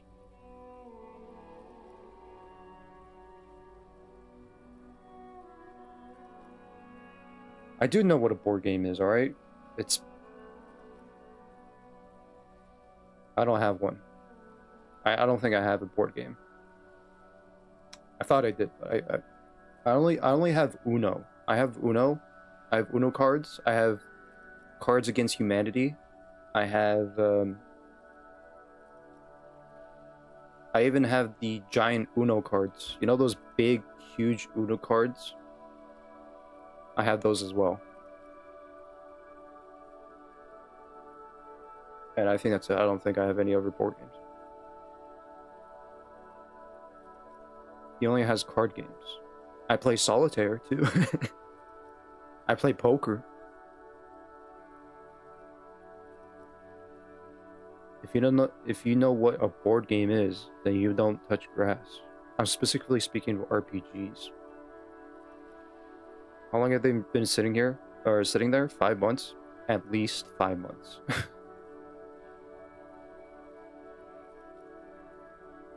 Hold on, let me see if I can find it.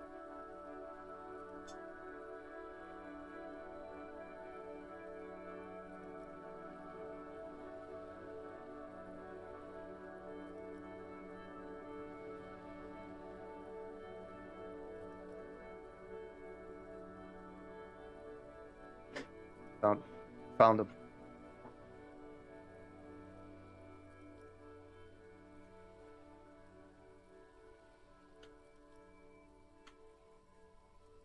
It's kind of tough to get him out.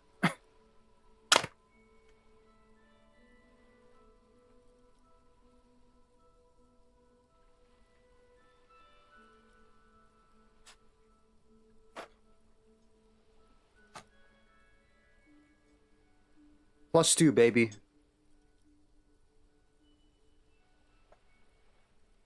These things are pretty huge. These are still kind of like relatively new. We never touched these because we used to play a lot of Uno back then, but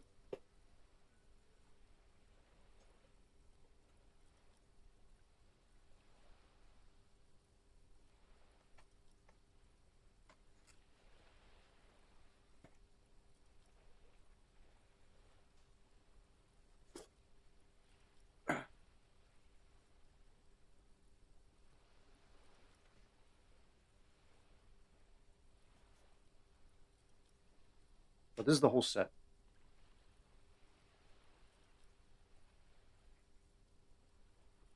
Why did these... I don't know why they made them huge in the first place. I don't... This just feels like this is just a gimmick, and that's it. But it's pretty cool. Let me put them back. They're 50 times bigger than yours. What do you mean? No way, he pulled a comically large Uno deck. Guys, you want to play some Uno?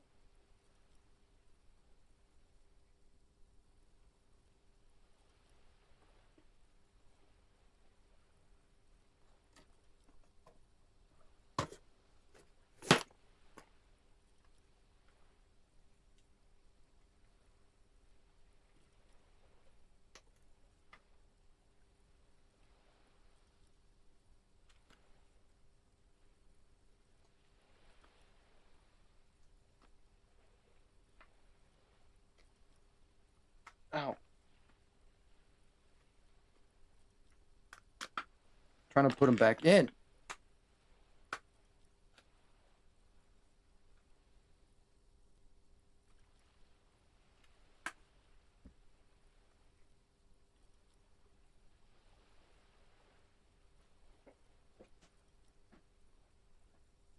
All right.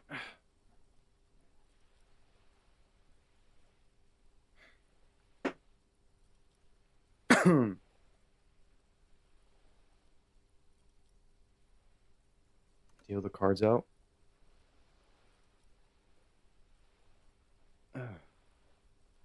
I would like to play board games in the future. Because it's perfect, we have another game for your retirement home. You mean like the ice bear fridge? Man, that's scary. Ice bear fridge? Yes, like a bear, but white. There's a fridge below the building in the basement, with red glowing eyes. I went back there once, behind the bookstore. Mum doesn't want me to go there anymore. Ice Not that I bear want fridge. to. It was pretty scary.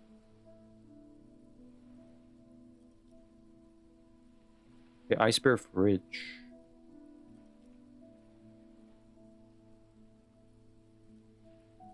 There's an Uno app, boy. There is, yeah.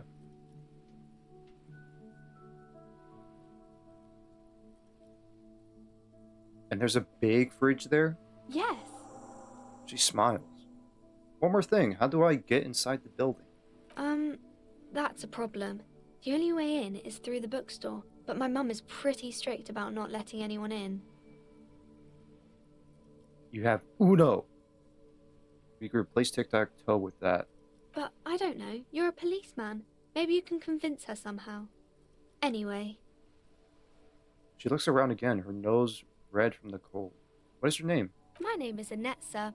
My mum, her name is Plaisance. She owns the store. She's inside, minding the register, or organising the stock. The girl gazes at the window, then suddenly jolts, her eyes wide, as if recalling something. Feel free to step in and browse our wares.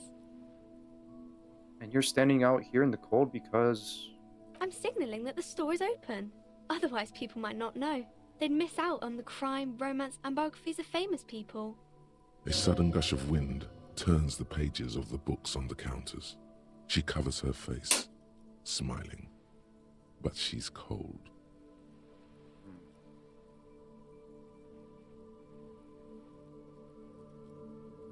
I could help by brutally dismantling the free market.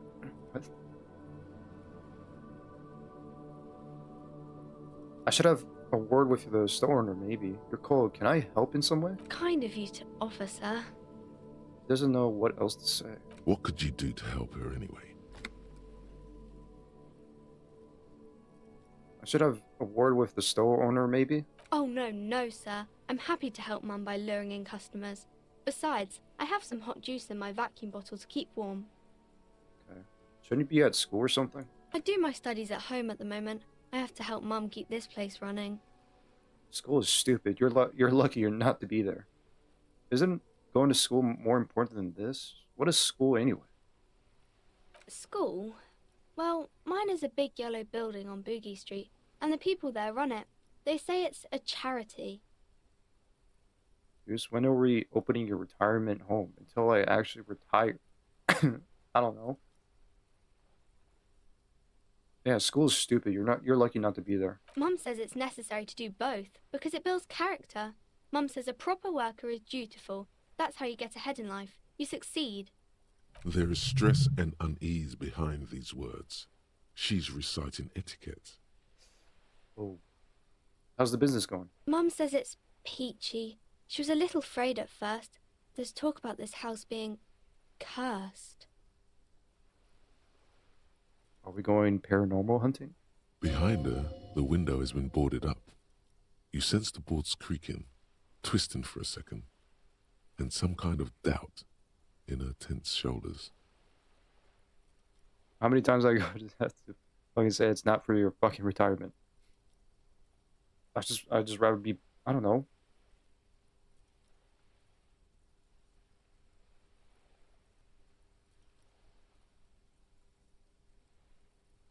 That's the goal. That's the goal of school, turning you into an efficient worker. The education is just regally.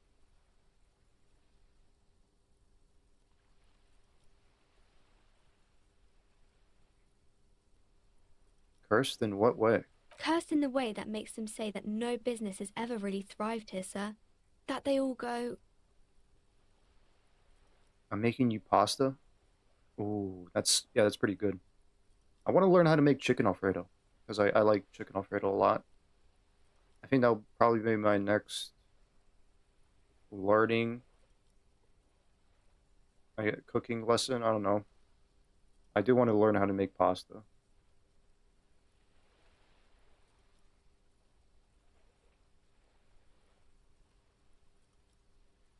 Ass up. I don't want to say that in front of this kid. I'll just say nothing. well, they run out of money and have to stop doing business. Add chicken on Alfredo. There you go. That's how you make it now. I mean, yeah. I'll have to get the ingredients, and then I want to make something for breakfast. I don't know, something for breakfast. Something pretty simple to eat. I'm not sure. Well, they run out of money and they have to stop doing business. I don't think curses are real. This sounds rather serious. I should probably look into this. Narrow your eyes and look through the creaking boards on the window. Sausage and eggs since you don't like bacon? Oh yeah, I did say that, huh? I mean, yeah, sausage and eggs are pretty good. Pretty simple. I don't like, but yeah, you're right. I don't like bacon. I do not like bacon. I know that's like blasphemous to say that. I do not like bacon. I don't. Cancel me all you want. Cancel me all you want. Cancel me all you want. It's the truth. It's the truth. I don't like bacon. We can go into the bookstore and ask about the case, but I don't see much more to look into here. Yes, please do look at our wares inside. The postcards and board games you asked about are also there, sir.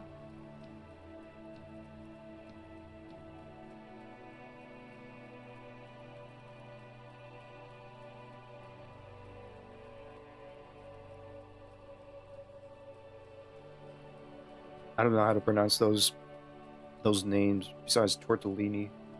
Tortellini? Fusilli? And beignet? I don't know. Get a bread, spread olive oil on both sides, prepare vegetables, and 2 pieces of chicken. There, breakfast. Sandwiches are perfect, easy to make, and anything you go as long as you get simple it. Beignet? I don't know about the fusilli though. You're a shame for Italy. I did say I'm not gonna pronounce these words right. And gabagool.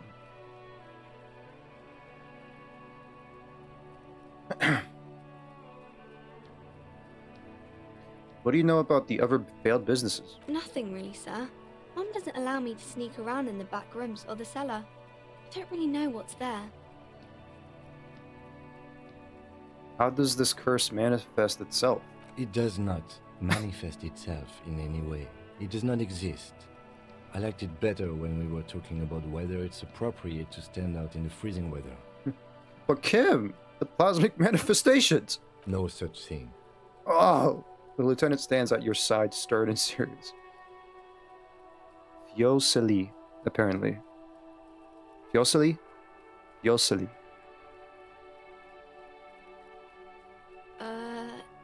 Anything else you wanted to talk about, sir? Enough about the curse for now. Maybe I can tell you about some of our books instead. It's even worse. It's capitalism. Or Fuseli if you're British. Fuseli. Could I get some Fuseli, eh?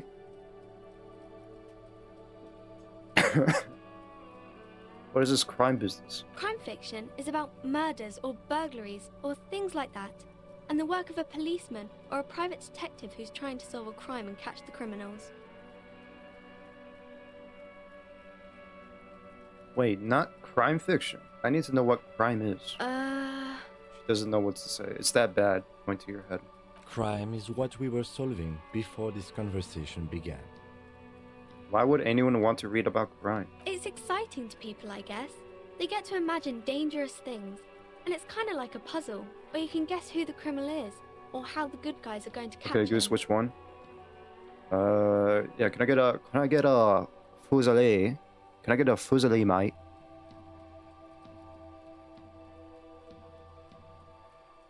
I'm a policeman myself, by the way. I'm something of a policeman myself. You don't look much like a policeman.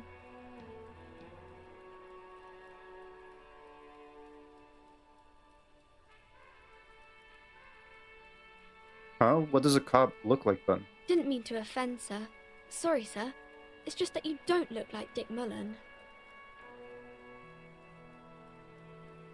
She points to a book cover on which you see a strapping Vespertine officer. He stands grimly over the body of a dead woman. I used to be exactly like that Mullen guy, then I decided to live a little. You know, nobody actually looks the guy in the picture. That's just a stupid fantasy of a man. It's not your body that's important in the police work. Anyway, it's your... Point to your head. Bye. Look at that guy. I'll never be good as Mullen.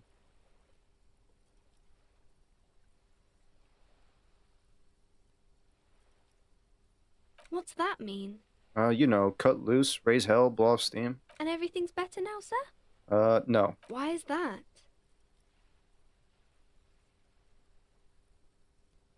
It's those spiral-looking noodles, by the way. I think I've seen them before then.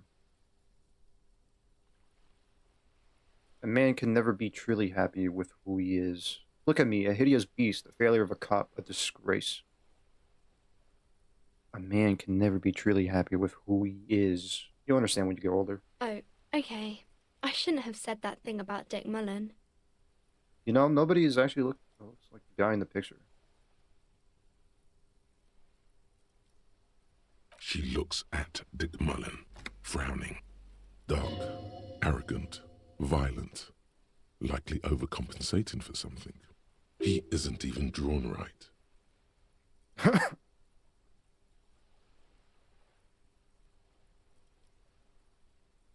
He's even drawing right. This is not how human shoulders work. The perspective is all wrong. Probably got him a violent streak because he's emotionally stunted.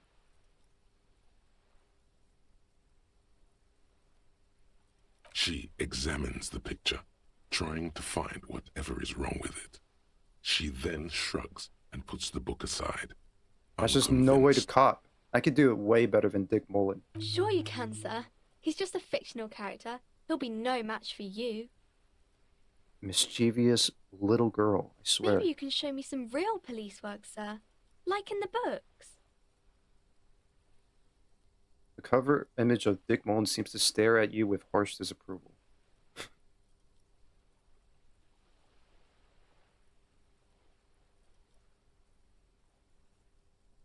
Anxious body language, she's cold, afraid of the curse. What is romance? It's the type of book where there's a rich lady and she has to choose between the good man and the bad man. She smiles at the thought, perhaps imagining herself in that situation. Or there could be a story about a poor lady getting a rich man. It's about man and lady business, sir. What about a poor man getting a rich lady? It happens, but usually the guy gets rich in the process. Or should actually be rich himself, but has lost his family property unjustly, like during the revolution or something. And Panay is the big hollow ones. I see. Those are unhappy books for most of the pages. People sad about what they have lost, but then it all turns out just fine in the end. What about when both of the men are bad? These are not very common. You can't have a choice between bad and bad. Nobody wants to read a story like that. What if it's written really well? Well, maybe then it's fine. Maybe if the lady then decides not to pick either, because she doesn't need a bad man. Yes, that would be interesting. I love penne. It's perfect to eat with grinded meat and tomato sauce. The meat will fit into the hollow spots, offering you a pocket of stuffed noodle. What about when everyone is poor? That's really not a proper romance story. That's more like everyday life. Yeah, poor people are boring. Sometimes you have to write about real life things. Not in romance books, sir. These are about nice and pretty people, and everyone is happy in the end. What about a book where the man and the lady business doesn't work out at all? I haven't read many of those. Maybe you should ask Mum. Yeah? You think she has one about an excruciating, painful breakup? Maybe I will. I'm sure she can help out. Anything else you're curious about? That's enough romance for me. Maybe some about other books? Who are these famous people? Oh, kings and queens and generals of old, or artists and writers, or musicians, those kinds of people. There's usually something extraordinary about them. She scratches her cold reddened cheek, then continues. I think that's why people read them, to find the secrets of their fame. Seems like most people who read those books fail to get more famous from reading them. Any seasonings you want in it? I don't know. Seasonings for the fusilade? I don't know.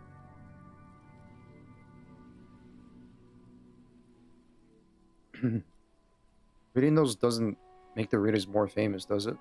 Right, I had a different question in mind. But it does make the famous people more famous. Fame sounds delicious. Maybe someone will write a book about me one day. Fame is for vain people. I have better things to do. These famous people sound like a bunch of dorks.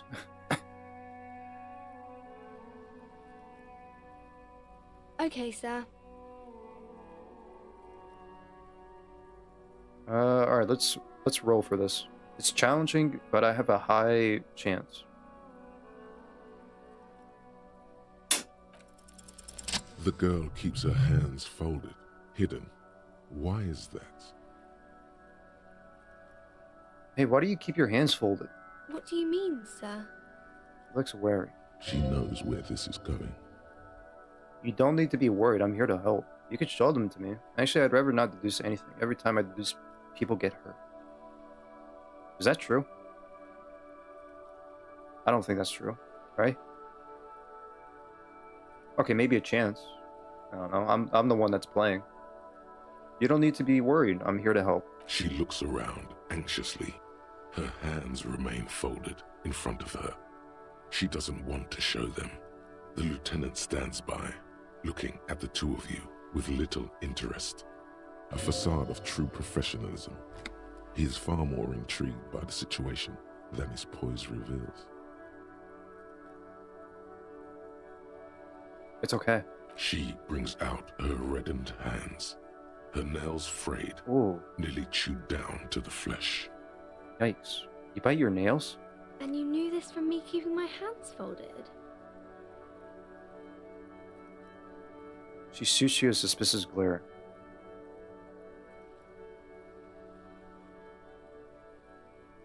Yes. Well, that proves nothing. Anyone could do an easy deduction like that. Her eyes flash with defiance. She's not impressed. She actually is impressed.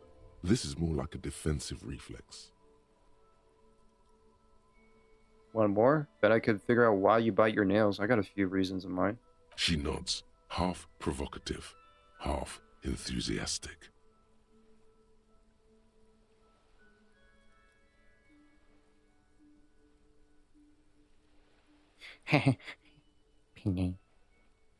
You're uptight because your mother and the pressure she's putting on you. Rats have been nibbling on your fingers. Child labor is dismal. Working conditions. Chewed on nails means you're recycling your body material.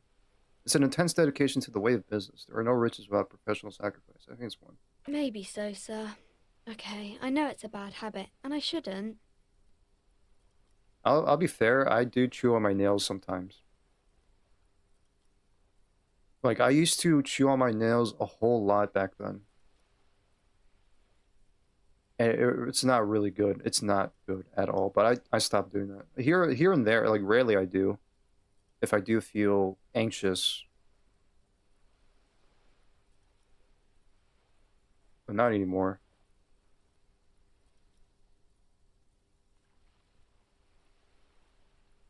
Chew on my skin. That too. I also chew on my skin sometimes. Because of also anxiousness.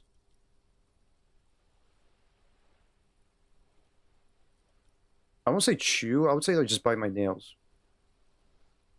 Like I don't really chew my nails, I just bite my nails. Or is it the same thing? Oh well. Either way, another ace deduction by #1 detective in town. I hope this entertains you. It was okay, sir. Still got a rebellious streak. There's more that can be achieved here. Ask her to do the same. You think so? Fine, do better. Do something about me. That was a masterclass move. Whatever, kid. I don't need to prove myself to you. You're quite sober. Damn! Alright, fuck. The lieutenant does not flinch at the comment. He does not flinch even a single bit. He is intensely not flinching. It takes effort.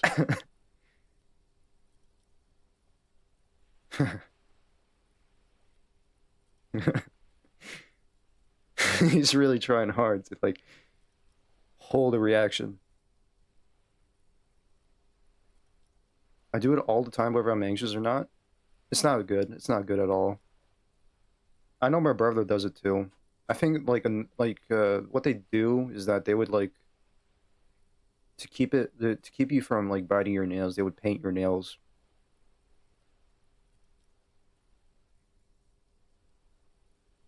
Like they would recommend him, hey, just paint your nails black, and that way you could just like it would like dissuade you from like biting your nails.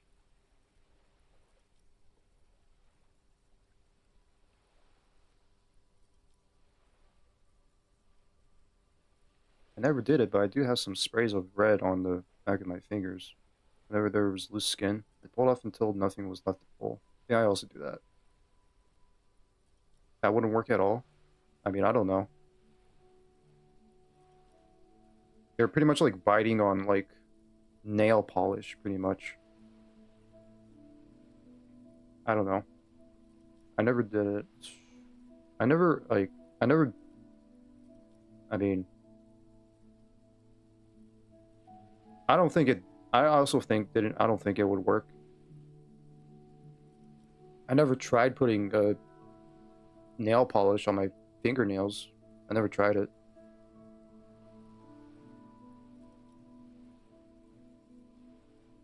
But I don't need to because I don't really bite my nails that anymore that much. Nail polish is a strong smell, so you can start imagining the taste. Wait, how do you know I'm usually not?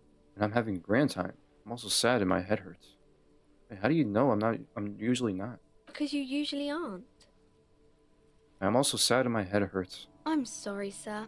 I hope things get better soon. She looks you in the eye and a gleam of sympathy on her face. There she stands, swaying on her feet, assaulted by the early spring breeze. She smiles at you. The whole situation suddenly feels familiar, somehow. There's one thing you don't do that's like a girl.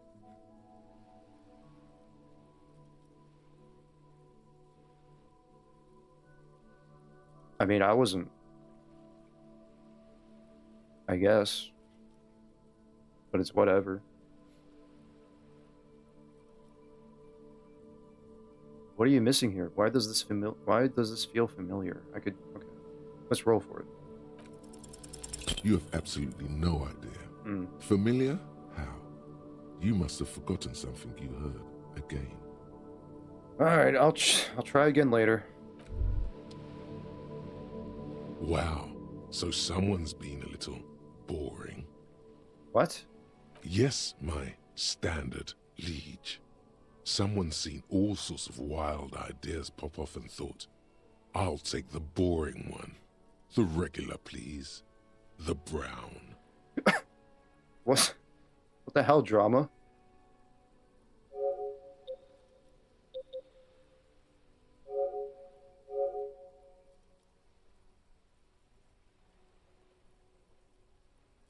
It's not even loading.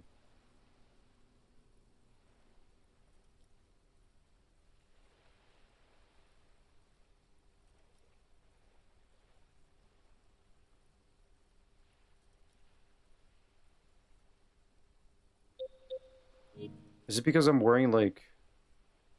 I don't think so. I can't see it.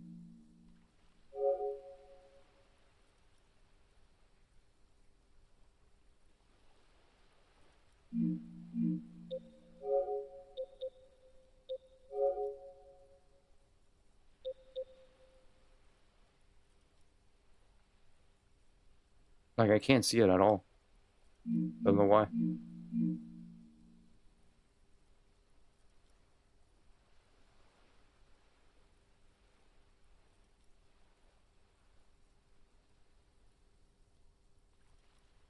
Kim, am I boring?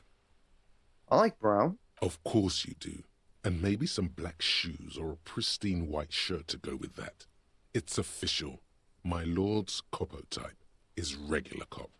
I'll let everyone know. I'll send out a telefax. What the fuck? Wait, this will be my capo type now? Why not? Send out the telefax then. I'm not ashamed. Yes, the type of cop you are, sire. Think of it as a caste, a class even, a nation of regular law officials that you belong to. It comes, of course, with the usual benefits. I still can't see it. I don't know what's going on. If it's like PlayStation being fucking on the fritz, I can't do it. I can't see it. Why not? Send out the telefax and I'm not ashamed. Done and done. No actual communiques will be sent, of course. That would be too dramatic.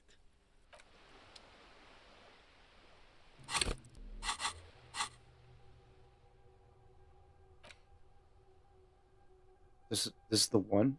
-2 Inland Empire, nothing funky. Okay, so it looks like you've got a bit of the normal in you. A touch of the regular. 4 grams of Johnny Normal Cop. Who would have thunk?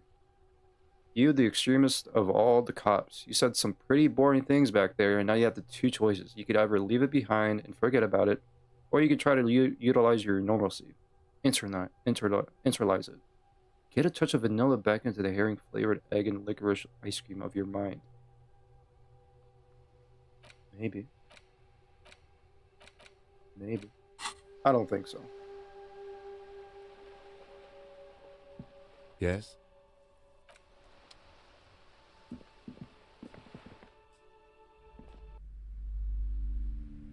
Alright, I need the fridge, lady. Welcome to Crime, Romance, and Biographies of Famous People. My name is Plaisance. Be welcome, and please take responsibility for the energy you bring into this space. She's definitely a librarian. A golden pendant hangs around the woman's neck, in the shape of what looks like a tiny fish head trapped in amber. Before we go on, you seem to be well off enough. Can you give me some money? I'll feel like there won't be any opportune moment to ask later. Oh my gosh.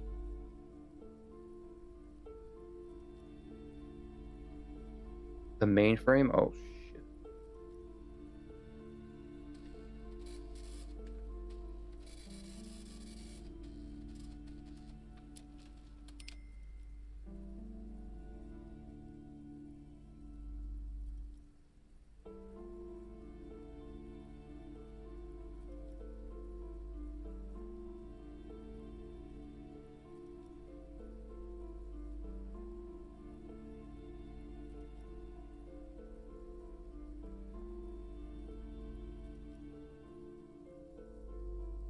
I don't know.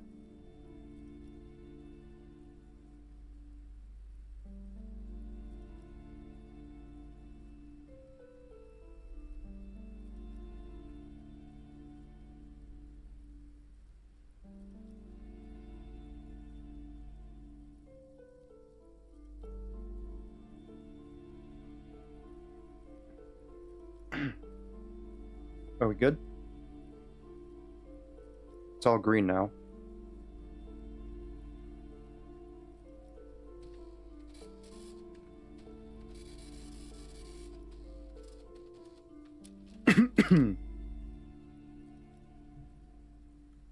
Is the mainframe stabilized?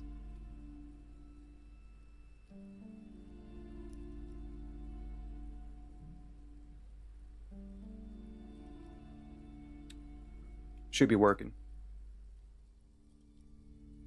That was weird. I don't know what happened. I think it might do it again. It might do it again. I'm not gonna lie. If that's probably gonna be a sign that there's gonna be more to come. We're back up. No instability noticed. Nice. All right, we'll continue. I'm not gonna ask her.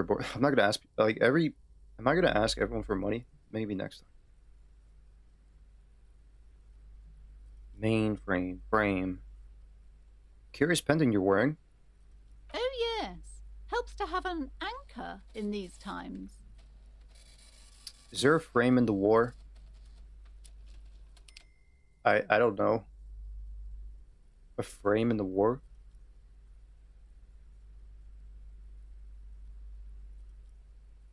So are you the owner of the store? I am. The proudest owner of our little shop of culture. Her voice, high pitched, sounds familiar. You talked to her before. Your doorbell. Oh, yeah, I know her. Okay, yeah, I remember. I recognize the voice. Yeah. Perhaps a warframe?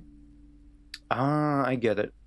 I never played Warframe, but I don't know what's going on with Warframe. I don't know anything about Warframe, but I think even the developers behind Warframe are like, I don't know, fuck it. We don't have no clue what's going on in Warframe either. She has fine-tuned her voice to find the most welcoming approach for attracting new customers. It doesn't work.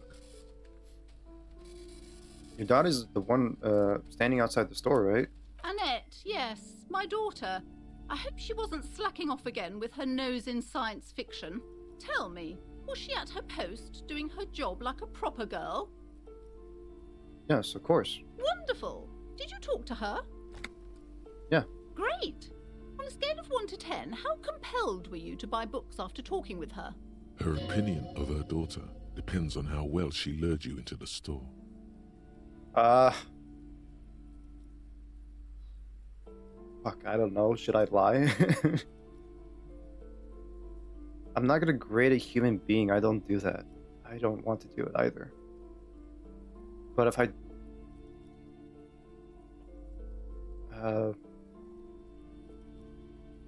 I mean, I'm not buying a book, but she is nice. I'll give her a 10, I guess. My precious, her dedication brings joy to my heart. If you have children, I hope they turn out as great as my Annette. The way you're handling her straight looks me the wrong way as wrong. And is quite the trooper. She's a great value add. I'm here to dismantle the free market and abolish child labor. All this pressure has made her really anxious. You know she's biting and chewing her nails. I don't think I should tell her that.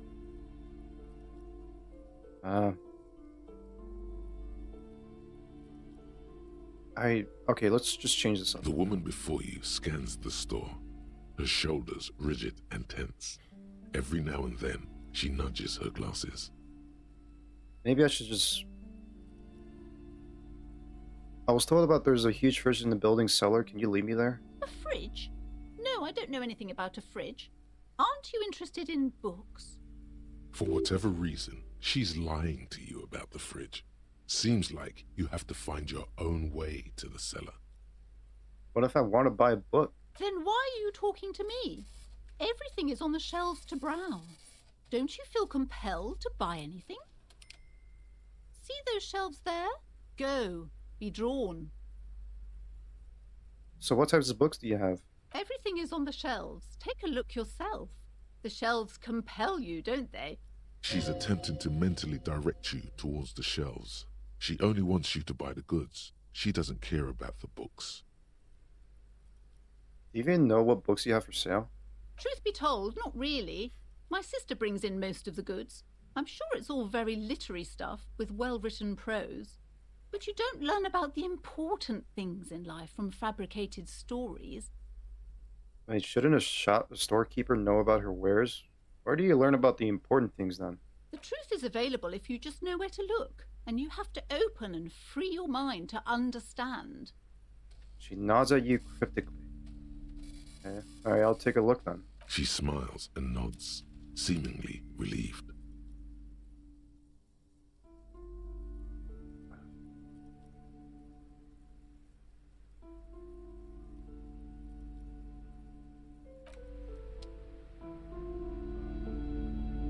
I ain't gonna snitch on the daughter.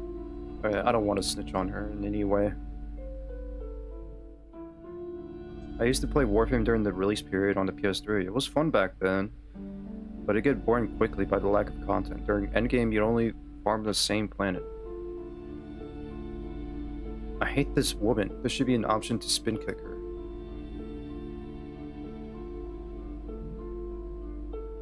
I left for a few minutes and Guz's stream crashes. I mean, yeah. Yeah.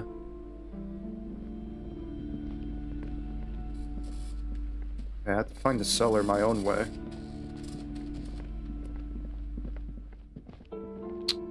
Something tells me this is the one. You see a set of tattered curtains blocking the way to another room. A strange cage-like trinket dangles from the curtains. Guz, can I give you one hint? A hint? About what?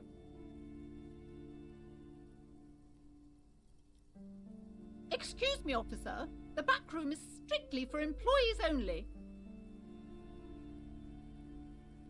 Ignore the curds for now. Should I, like, distract her in any way? What's behind the curtains? Nothing. Why aren't you browsing the books? Don't you feel compelled to look at the books? You ought to. She speaks almost as if she's trying to put a spell on you, urging you to buy more books. Oddly enough, the more she tries to draw you away from the curtains, the more alluring they become. Examine the strange cage-like trinket. You see some kind of charm, an irregular polyhedron assembled from bones, sticks, and straw. Inside, a disturbing fish head with empty eye sockets stares at you. Aside from poking at it suspiciously, there is nothing else to do with the fish head charm at this time. The curtain... Oh. Alright, well.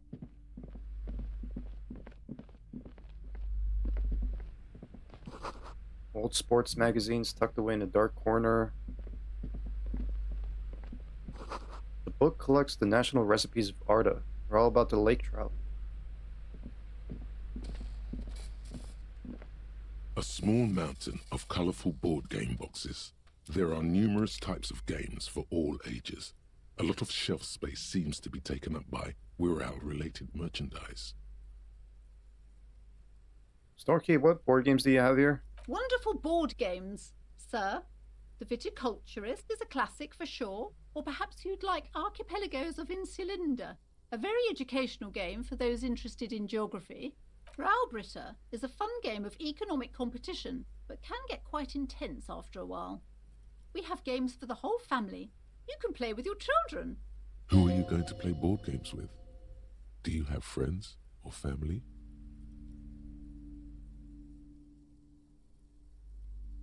Do I have friends? Look at the lieutenant. Hey, Kim. You want to play a board game? Are you actually friends? Or just colleagues thrown together by circumstance? I don't feel as if I have any kids. Yes, kids, friends, chicks. I have all those. I don't feel as if I have any kids. Friends are technically like family. For playing with friends, I'd recommend Suzerainty. It's a civilization building game where you build a civilization, then set off to brutally colonize and repress other civilizations. It'll cost 12 real. So what about all these Whirl things? Lousy auras there. No, role-playing games are popular among those types. You know, who are into those kind of things. Personally, I don't like it. Not at all. I can understand why you want a spin kicker. I've heard they turn people into occult enthusiasts. That they have rituals where they try to summon entities. Highly immoral stuff. You can still buy them, though. Yeah, but it's cool. I was 5 minutes behind. Nice. Look through the pile of Whirl-related items. An endless variety of source books, lore books, and codices litter the table. The topmost book is titled Welkin Compendium, 2nd edition. There's also a large hardbound tome with intricate cover art, The Hunters of Katawak, Boreal Creature Compendium, and a Pick Your Path adventure game book titled Tales of Whirl, Cavern of Velkrag. Books in a board game section? Who wants to read books? Maybe I'm not into all this binocular stuff. Alright, Goose. Arrest her. Make her the culprit of the hanging. You got it. If there's like an option to arrest her, I would do it. Hints about something in your inventory that's all you need. Or that you'll need. There's a box that says Whirl, 3rd edition Mega Setting Supplements module. The side panel notes, a fantastique adventure board game, new maps and miniatures. A sticker on it displays 25 real. Jeez. Child labor seems a justifiable reason for the arrest. True.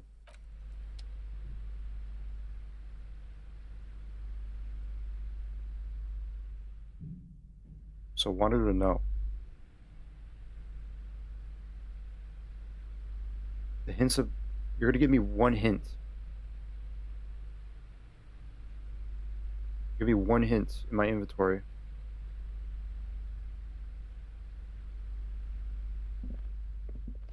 The display rack is brimming with worn paperbacks featuring an extremely muscular, sword-wielding barbarian on the cover. Nearly all the titles contain the word Hyundai somewhere. Sure. Just, you can tell me about it. You can tell me the hint. Tell me about the Muscle Man books. Oh, Man from Hyundai. A very popular series of adventure novels. They're awfully immoral and violent books. The map is in the store? Why are they so popular? Blood and violence, scantily clad women, epic narratives, all those mystical things he encounters. They're bound to grab those with little imagination and nothing to do.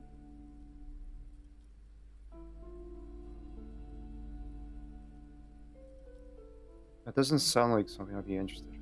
What does it matter? They're all the same. However, the customer is always right, they say. If you're a novice of the series, I'd recommend Hyundalaman, the man from Hyundal. It's supposed to be a good introduction to the series. Jeez. Look through the display of books. Rows and rows of Hyundalamen blur your vision. You make out some titles. Man from Hyundal and the Mammoth Riders. Man from Hyundal, Return to Hyundal. And the solipsistic Man from Hyundal and the Hyundal Man. Good God, how many are there? Maybe 100. Man from Hyundal and the sages at the end of the world. Man from Hyundal and the false god. Man from Hyundal and the scorched earth. Man from Hyundal, the Hyundal colonies. Man from Hyundal and the swamp beast. Man from Hyundal and the snow crabs. Man from Hyamdal. Man from Hyamdal. Man from Hyamdal. Is that all? Not even close. Man from Hyamdal in hell. Man from Hyamdal and the forest of slaves. Man from Hyamdal under the lake. Man from Hyamdal, Hyamdal burning.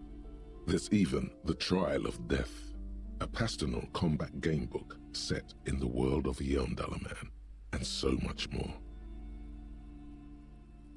I love how he pronounces Hyamdal. Me? What am I saying? Hyamdal. Or the narrator.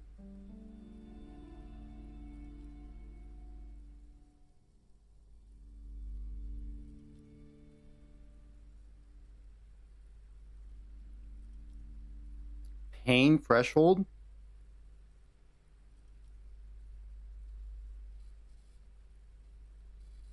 No, the narrator, Goose. Oh, well. Alright.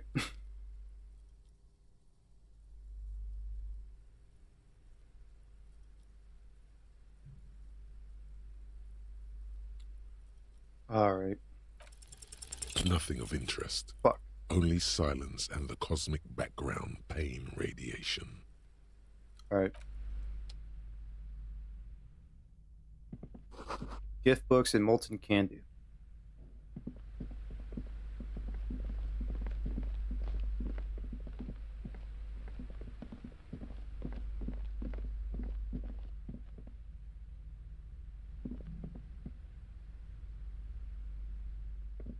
These shelves are overburdened with books from the same series. You see the name Dick Mullen over and over.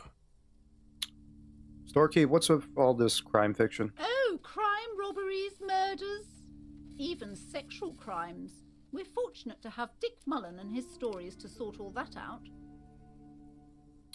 Because we only have to go to school for 2 days this week. Cool. That's great. You're a police officer, apparently. You should buy all of these. They really do teach a person how to be a proper detective. What's that supposed to mean?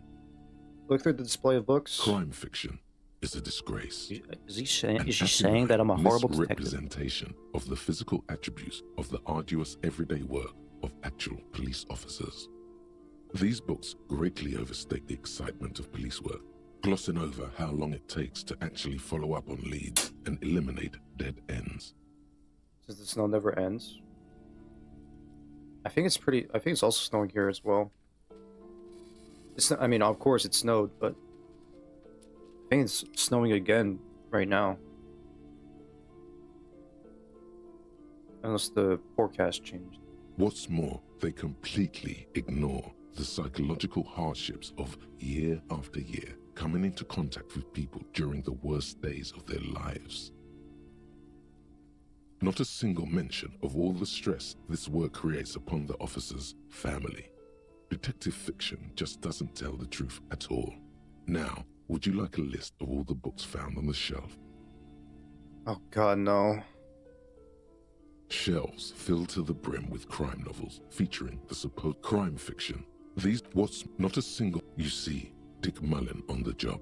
Get Me Mullen. The stalwart adventures of Richard P. Mullen. Dick Mullen and the Murder in the Orchard. The sordid affair of Dick Mullen. Look outside then. A killing is declared. Dick Mullen in the murder house. The final case of Dick Mullen. An obvious lie. Dick Mullen in the clock tower. The ordeals of Dick Mullen. Dauntless Dick. Dick Mullen's funeral pyre. The murder of Dick Mullen. That's a lot of dicks. Dick Mullen dies? Oh no. Turns out he faked it to solve a case. Oh. Are there any more? Yes.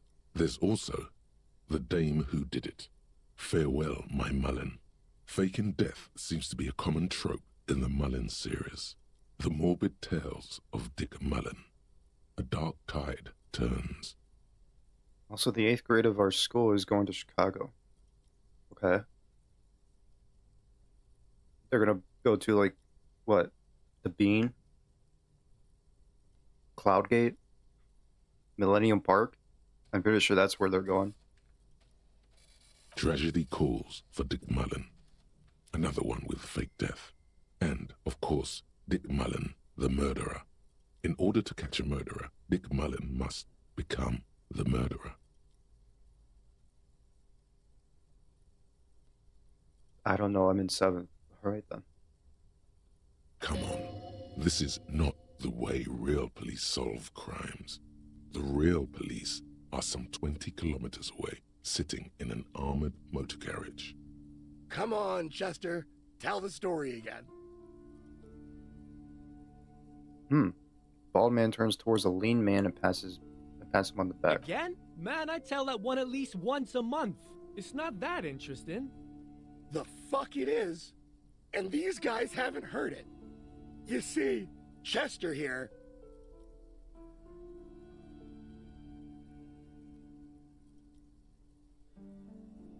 Chester faked his own death once. Josh, why? A very fucking dangerous case, ain't that right, Chester? They almost got you that time. Yeah, sure came close. Alright, so I was tailing this guy called Francis the Shoe. After all this, you still haven't found the answer to the one question that matters. Who is Dick Mullen? Your quick eye notices a small caterpillar crawling across the spine of a book. The title reads, Dick Mullen and the Mistaken Identity. What do we have here? Mistaken identity. A worn paperback from Dick Mullen's classic Hard-Boiled Phase. The premise seems to be that Dick Mullen is framed for the murder of his best friend and has just a few days to prove his innocence. Why does this speak to me? Could it be the motifs of unstable identities and shocking betrayals? It's probably right. I'm a complicated guy full of contradictions. No, it's gotta be something else. Then this is the book for you. Okay. So have you seen any people wearing shirts with a tiger on it? Yeah, I don't think I will. A quaint picture book brochure, very colorful. It's a tome of fascist magic, rather candid. The plaque on the shelf reads, Biographies of Famous People. You see a large variety of names, none of which ring a bell.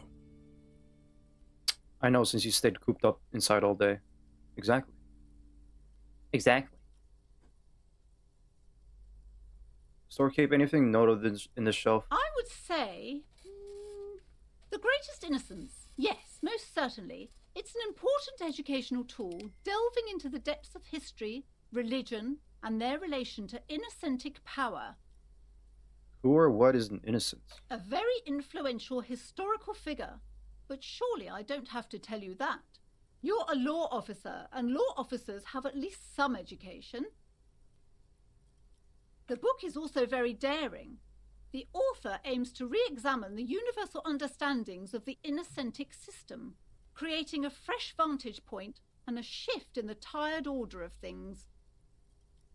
I thought it was about which one of these innocences is the coolest and greatest. Perhaps for a layman, deep analysis is necessary to peel back the multi-layered meanings. Do her words seem vague and abstract to you? Kind of. She's really trying to sound smart and, like, philosophical. So you recommend it? Certainly. It's prudent for a person to have at least an elementary understanding of history and society. Imagine the chaos we'd be in otherwise. You feel like you should get this one? Definitely. It's important somehow. There's something personal inside. I mean, I don't want to spend money right now. Look through the display of books. Browsing through all the books with all their names makes your head spin. None of these seem important or relevant. It's all just vapid egoism. Suddenly, a particularly odd title catches your eye. It reads, High Speed Love, the tragic true love story of Jacob Irv and Alfie Delatraz, by one Cecilia Averbrook. What's it about? High Speed Love chronicles the romance between two of the finest tip-top tourney racers in history. One of them is the madcap driver, Jacob Irv. His blonde mane graces the cover. Next to Irv's life story, you see a slim biography of an Occidental rock star called the Anti-Star. He's famous for shooting morphine into one of his eyeballs and cocaine into the other. That's crazy. What the fuck? Hey, you're far too broke to spend money. I like how it looks like Kim is also expecting the shelves. He's looking at looking at portraits and shelves. Next to that, Revacholian radio personality Guillaume Bevy stands in front of a rundown drug den. He's a permanent fixture on Channel 8, reporting on real-life crime and ruining cops' days. I really must insist you buy one of the books. Reading them is not for free. Do still browse, though, but not too long. She understands she has erred against the customer and immediately corrects course. I'm sorry, I did not mean to rush you. You are browsing. Go ahead. Take your time. Time is commerce.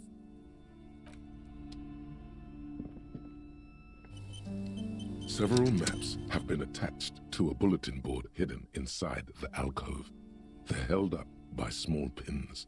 The board has come loose from one corner.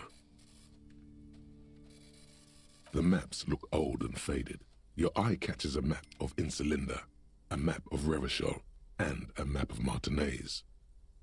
Look at the map of Insulinda. This large map displays archipelagos. You see a constellation of small dots on the light blue emptiness of the Insulindic Ocean. The largest in the northeast is La Caillou. You are here. Another far away in the southwest, Seminese Islands, Ile de Fantôme. What else? Ozon, Laurentide, Fas à la Mer, Archipelagos, North Arcade Islands, all just specks of dust on the vastness of the Insulindic. On the edges of the map, the color fades into a blur of dotted lines, black and white, disintegrating into mathematics. In the northeast, a dust mite stands on the north coast of Caillou. In a bookstore, it's you.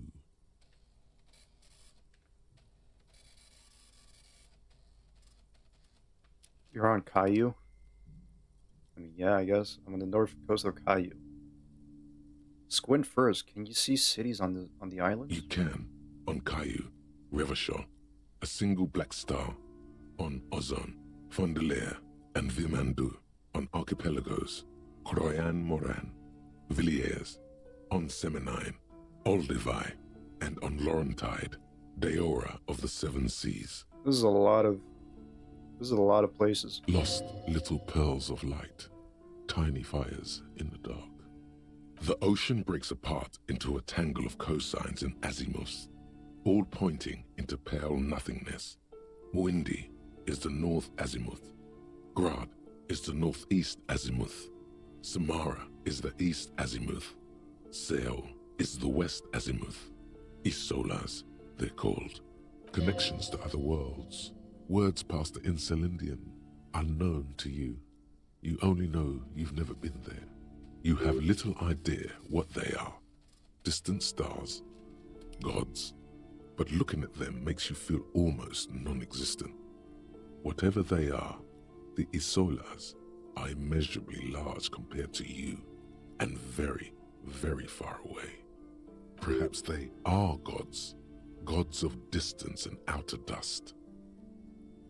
Alright, look at the map of Revachol. The north coast of a verdant island is shattered by the delta of a river. It is the River Esperance. Countless bridges put the shards back together, connecting city blocks to river islands. La Delta says a great artificial heart in the center, teeming with life forms and construction. To the east, rolling hillsides, Le Jardin, Stella Marie, the suburbs of Saint-Baptiste, swallowed up into the megacity. They sound rich to you. This is Revachol East. And west of the river? Hudon. It's somewhere to live. Not bad. Then there's Jamrock. It's bad. People shouldn't live there, but they do. Then Forberg. It's almost as bad, and much larger. Then Coal City. It's the worst. Martinez? It's so small you can't even see it on the map. No, wait. There it is, north of Jamrock, the strip of coast next to the Greater Revachol Industrial Harbour. It looks downright despondent. It's almost Coal City, to be honest. No, this is somewhere to be. This is all you have. But it's still something. Streets and sodium lights, the sky, the world. You're still alive. Look at the map of Martinez. Do you have to buy these maps? It's not really a map. It's a tourist thing. A picture postcard with buildings on it, drawn from an isometric perspective. A date in the upper right corner says 48. Still, it's detailed. Could be pretty useful for scouting ahead. You see the jagged boxes of an industrial harbor, even the whirling in rags there. Storekeep, can I buy these maps? I'm sorry, officer. The map of Martinez is the only one available. The other two are not for sale anymore. And besides, you could scarcely afford them. They're quite valuable, though they might not look it. The map of Martinez is 90 cents, though. Why is the one of Martinez so cheap? That old thing. It's an out-of-date map of a tourist location that never was nor came to be. From when some design studio people tried to spruce the place up 4 or 5 years ago. They also renovated the horse statue, set up those coin-operated viewers, and designed the new street lamps. Oh, what happened to them? They didn't get Or that what happened far, for some reason. A shame the project never got going. Would be nice if someone fixed Martinez up. All these ruins are bad for business. Steal. Steal it instead. Yo.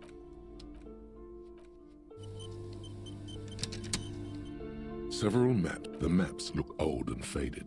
Your eye catches a map of slowly. You move your hand toward the map attached to the board. Before you even reach the map, you're interrupted. Perhaps not. It's against RCM policy to defraud small business owners. Okay, Kim. Alright, fine. Whatever you say, Kim. Fine. I'll buy it. Alright, I'll buy it. Always good to be informed of your surroundings.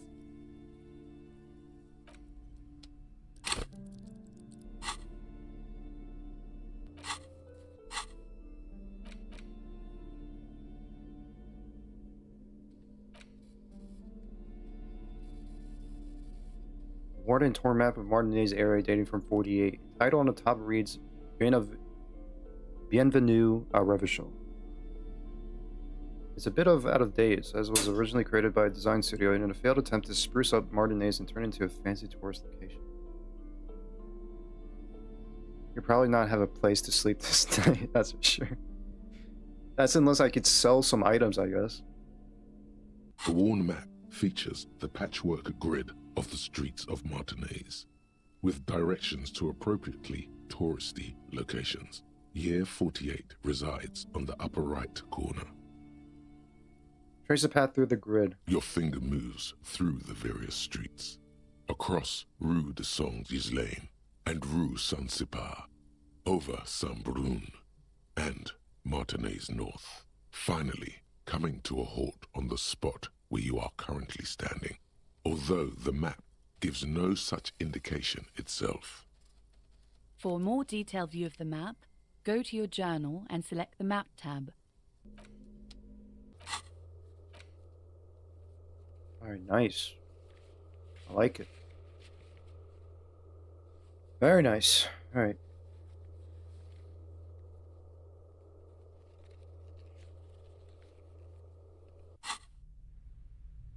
Okay, is that everything? No, there's more.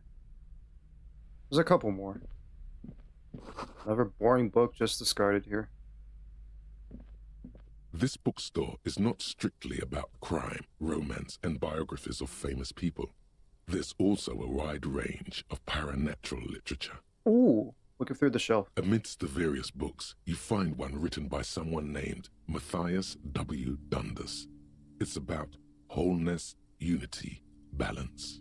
The point of the book, and many others on this shelf, is to give people medicinal advice in situations where they don't have access to paid health. Better figure out how to services. get money. All I have to do is beg.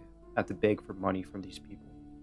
How does that work? It serves platitudes, while also telling everyone that traditional medicine, the kind people don't have access to, and which costs more than this book, is garbage and would only give you cancer anyway, without even curing your cold or anything. Wholeness, unity, balance, on the other hand, can basically take care of anything. Though it is important to note, when it's up to your mind to heal yourself, then it's because of your mind that you're ill in the first place. Does the book say anything else? The book features chapters on topics such as how to find magnesium. It even lists plants you can harvest magnesium from. How to continue drinking if you're an alcoholic who has destroyed his liver. And there's even a chapter on the ancient Seraïs tradition of using duck gallbladder preservatives to treat and prevent sexually transmitted diseases. Pre and post factum apply. Nothing worth buying. This is just mundane garbage. What's even paranatural about this? Holy shit. Do you have a bag? I don't have a bag. Sir, please, no browsing in that shelf. That wisdom is not for free. I can't have you end up, like, opening a police store next door and stealing my customers. Oh no! Okay.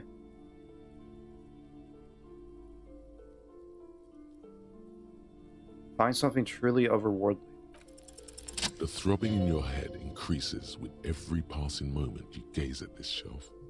Suddenly, as if out of nowhere, a small green book becomes apparent. The title of it reads, Medicinal Purposes of the Pale. What's the pale? The book contains very little explanation on the matter. This knowledge seems to be taken for granted. What's this book about? The book contains descriptions of various pseudoscientific therapies, alternative medicines, and folk remedies involving the pale, also known as le territoire. For example, it recommends vigorously swatting one's naked body with a venik or hand broom, made from the leafy twigs of a young birch tree from the near pale. It recommends vigorously swatting one's naked body with a venik or hand broom, made from the leafy twigs of a young birch tree from a near... That sounds painful. Better get one and hope your income situation. A wild pale wonder? Sounds painful. It is supposedly invigorating and good for the circulation. Okay. What else? It also recommends consuming distilled spirits like vodka or whiskey that have been aged in the pale. Readers are instructed to cover these jars in a shallow hole just inside the pale and leave them there for 30 to 60 days, depending on the potency desired. And what does this pale aged liquor do? Among other benefits, it is alleged to restore a damaged liver to perfect health. Whoa. How's that possible? Is it any more improbable than anything else that human beings put their faith in? Fair enough. What else is in there? For general health and well-being, readers are encouraged to take regular strolls through the pale, though a sidebar cautions readers to limit each stroll to less than an hour. These strolls promise to cleanse the mind of worries and the body of toxins, especially if the perambulator performs this ritual in the nude. Nudity figures prominently in a number of these prescriptions. This is exactly what you need. Huh? Anything else of note? There's an entire section devoted to cures for men who are struggling to perform their marital obligations. Maybe you should get on OnlyFans and get money that way. No, I won't. I will not.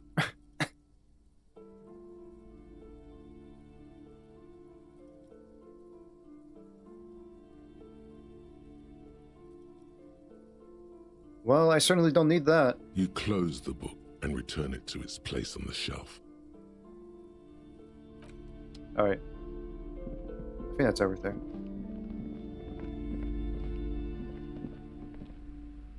Hello again, esteemed officer, and welcome to Crime, Romance, and Alright, I'm opening the curtain. The curtain. Nothing. Oddly enough. Nothing. Now, please. She speaks oddly enough. The more she tries to draw. Yeah. Just as you're about to pull apart the curtains, the petrified voice of the shop owner cries out once more. Sir, don't touch that. I told you it's off limits for the customers. Okay. Parapsychologically speaking, we're done if you decide to open them. I won't be held responsible for the consequences. It's too dangerous. She looks away, mumbling. Why is everyone always messing with the curtains? Why can't they just buy books like normal people?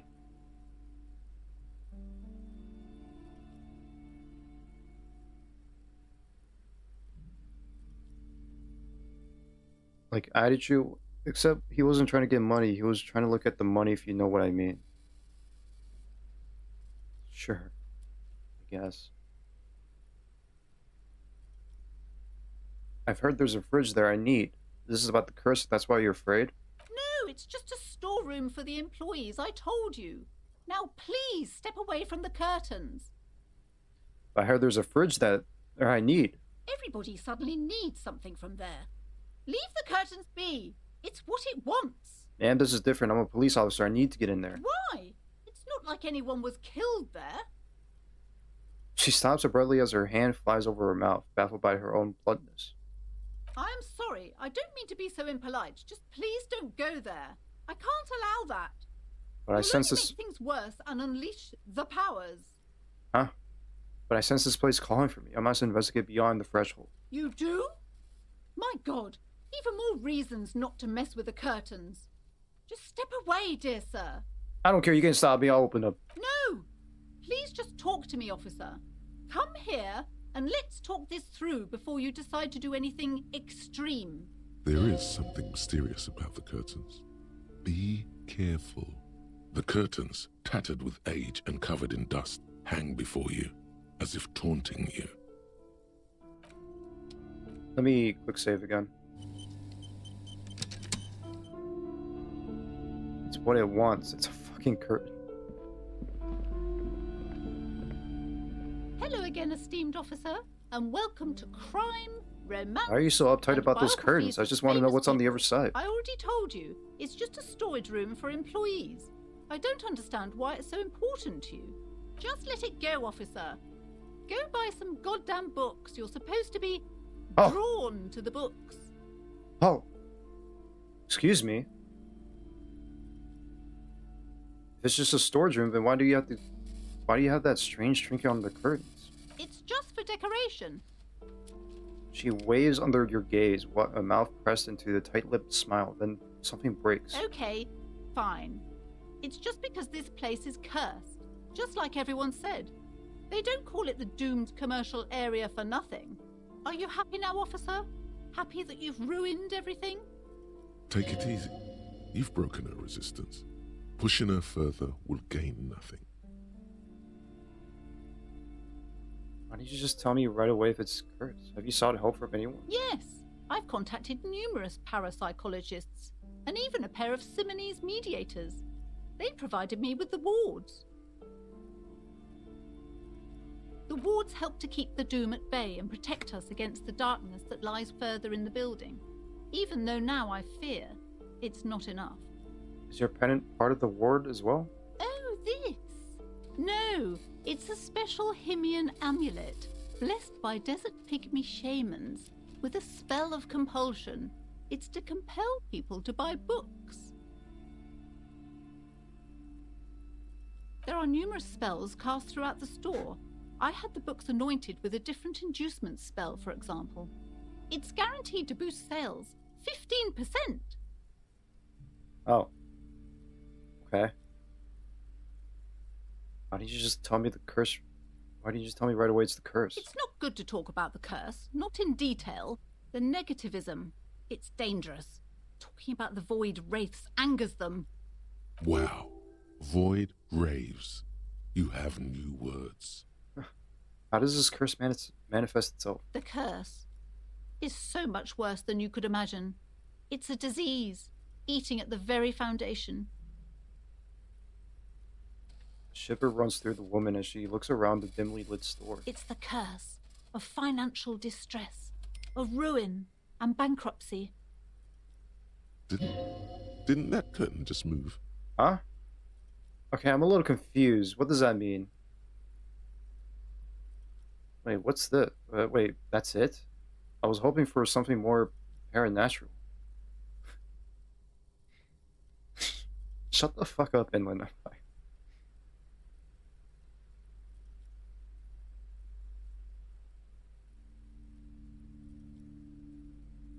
Everyone knows that all the previous companies in this building have sooner or later declared bankruptcy, and their malicious spirits are still here, feeding off bad business practices and disappointing income statements.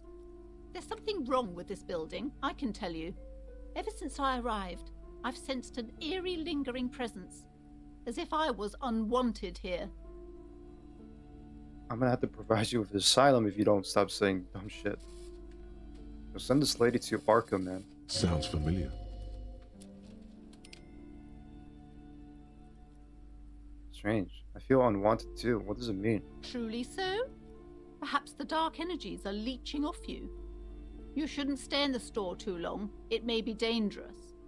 Would you like me to take the case? I could investigate, see if the curse is real. Most certainly not.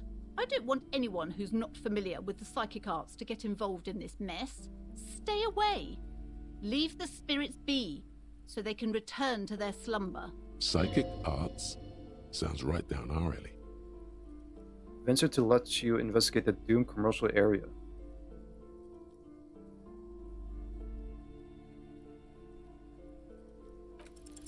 Slither up to her, you silver-tongued fiend. Show her what world-class perfidy looks like. Goose, let's blame supernatural powers for our own failures. Agreed. Yeah, supernatural powers made Goose get fat. Yeah, there's a lot of supernatural powers that made me this way. Why am I like, you know... Why am I overweight? Why am I short? Why am I so tired? Why do I get put into... Why am I always getting into, like, unnecessary situations? Weird supernatural powers against me.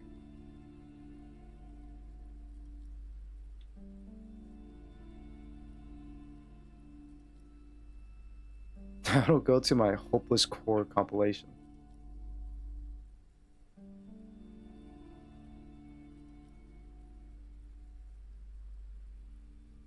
Why am I gay?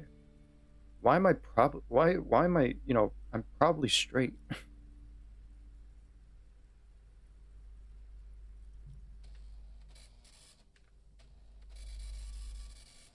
You're not lying. You're giving her peace of mind. The means are thus justified. Why was it? Why is it? Why are you being a snake? Ma'am, I came here to help. I've handled paranatural situations before. Are you sure? Don't think I haven't seen charlatans before.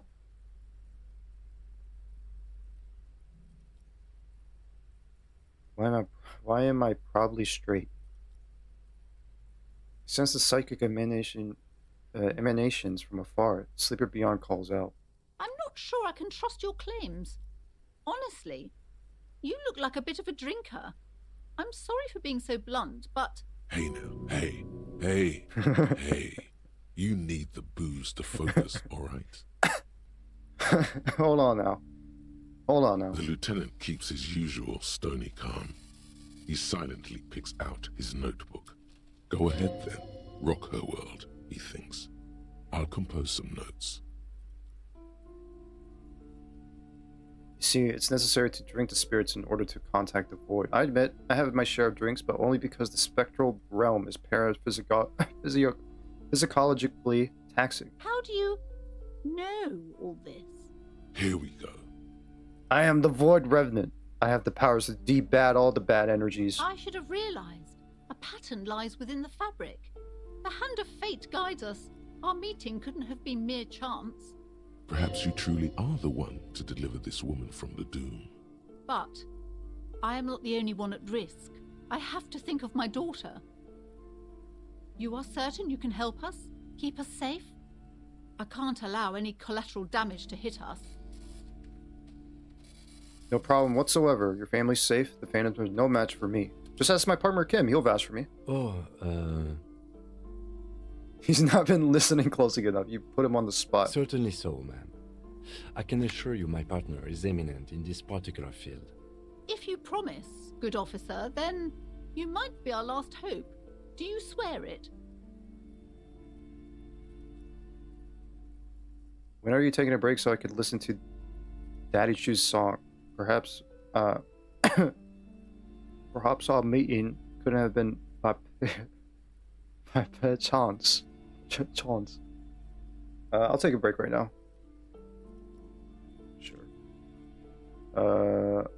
Let me finish this dialogue. Thank you, sir. There's one more thing I haven't told you about yet. The entity. What? Do not act surprised. You know of these things, sir. Of course, the entity. For I have sensed a presence. You have? The entity takes the form of a woman, a witch probably. I've suspected that she must be connected to the curse ever since I first saw her. Did you know that she lives inside the chimney? Chimneys aren't big enough for that. Chimney that passes between heaven and hell, of course. Yes, that chimney is part of the building's central furnace, and it's enormous. She has barricaded herself behind some metal security Can you curtains. take a break while off stream? God knows what she's doing there.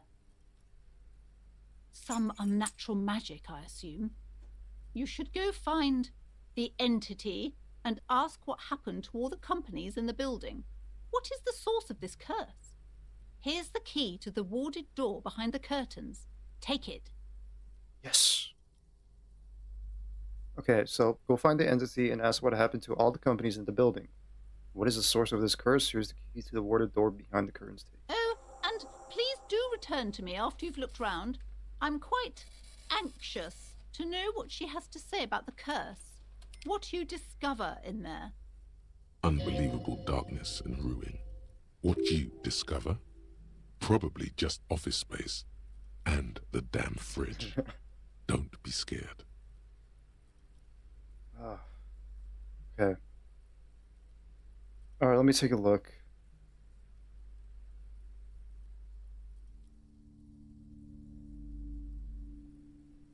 If my browser works, of course. I'm not sure.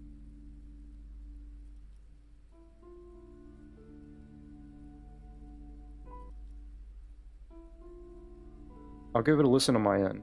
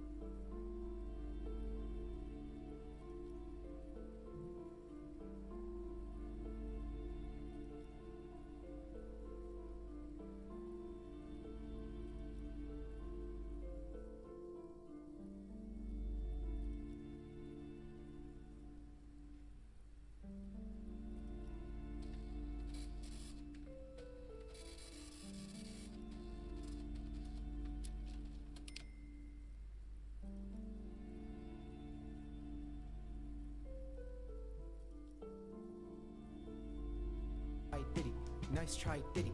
Nice try. Nice try. So this is pretty much what I'm listening right now. Nice try, Diddy. Nice try, Diddy. Nice try, Diddy. Nice try, Diddy. Nice try, Diddy. Nice try, Diddy. Nice.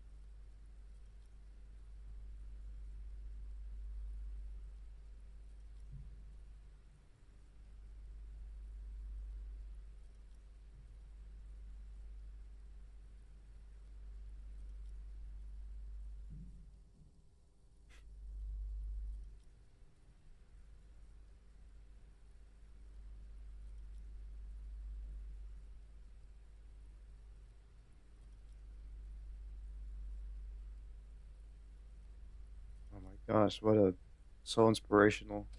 I wonder what inspired him to like write this song and produce it.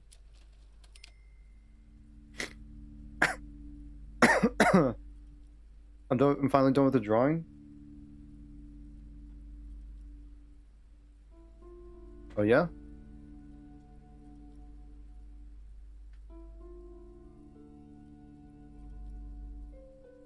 Well, I hope to see it.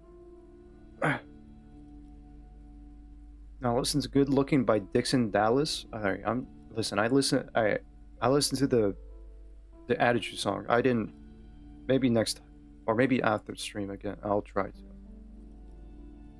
Okay, but please, only a few. The woman before you scans.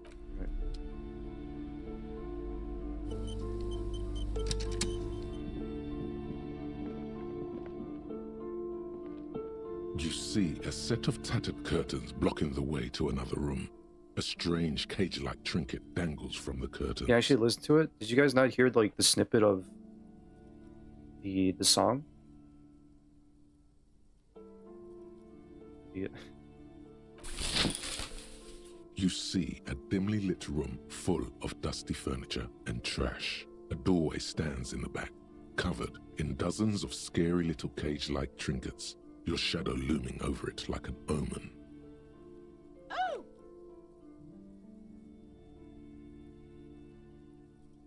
No, not Attitude song. No, I didn't listen to that song, the other song.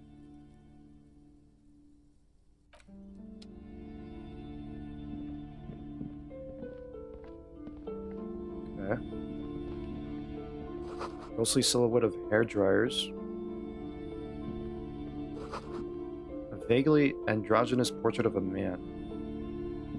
A heavy door with a missing handle stands before you, covered in dozens, if not hundreds, of little oddly shaped trinkets and charms. It appears to be locked.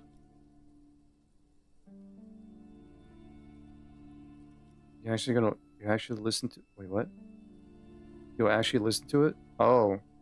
I mean, I'll listen to it after stream.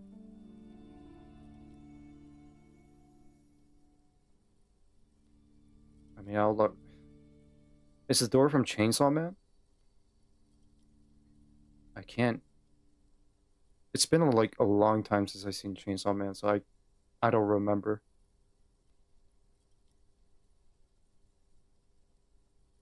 That's like a chain with a saw, man.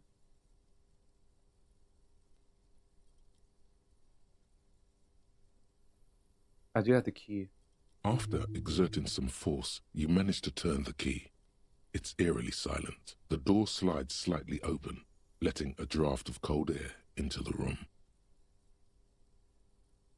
Open the door and enter. No.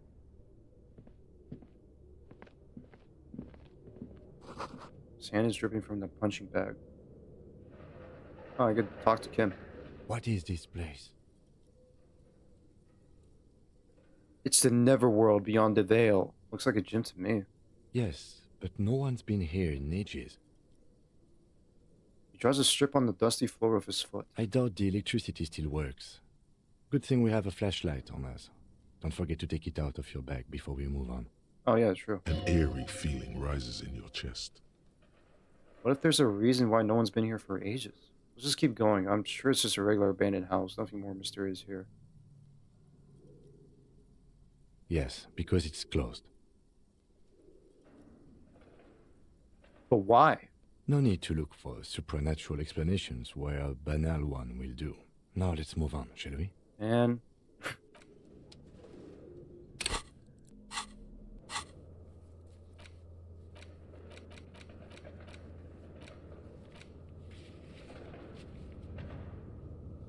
Alright. Inside a chimney, find a way in. Alright.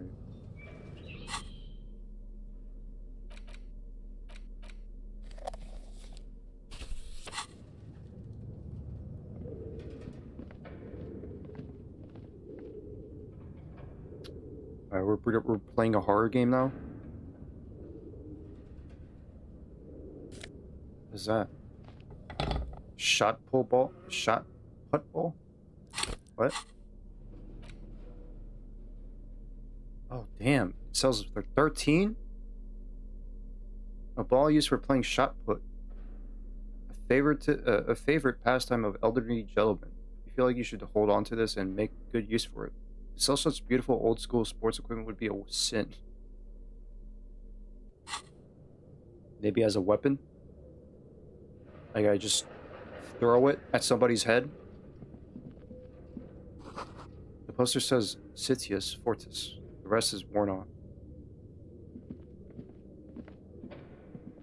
A barbell lies on the floor.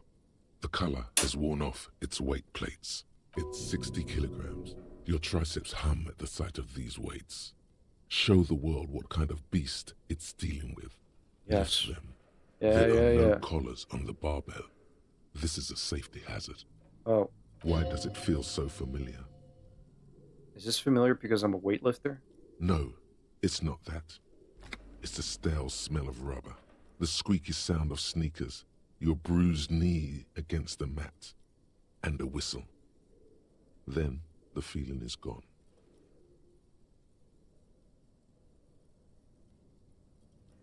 It's just a memory. A memory from another life. When you were young and fit. Oh, it's very low. I don't think I should do this. Because it probably might hurt me. Look, Kim, it's a trap. There's no collars on the barbell. You're right. The weight may fall off. Better not touch it then. What kind of bastard would just remove the collars? It'd just be a felony. It would be a violation of EPIS safety regulations if the gym was still operating, but it isn't. No one's supposed to come here anymore. Yeah, it's probably best not to lift this. My goal is to reach the endurance shape. My goal is just to be, I don't know, just be fit. I don't know what my goal is with like exercising, but probably just, I don't know, be consistent. Worn out wall bars, they look unsafe.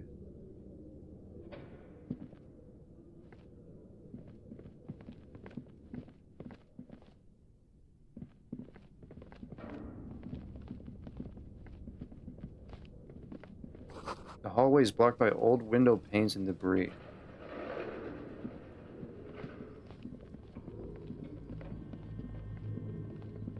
Oh wow, this is pretty dark.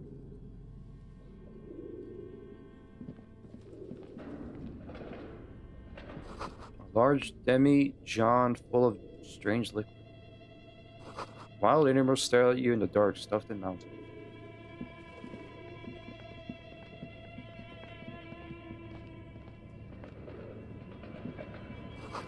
Airship rotors covered in spiderwebs to remind you of blades.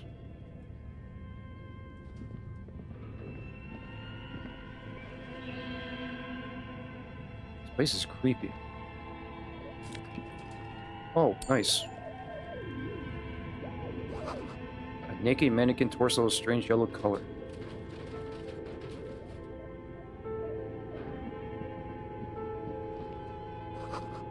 Blue velvet, soft to the touch. Moth.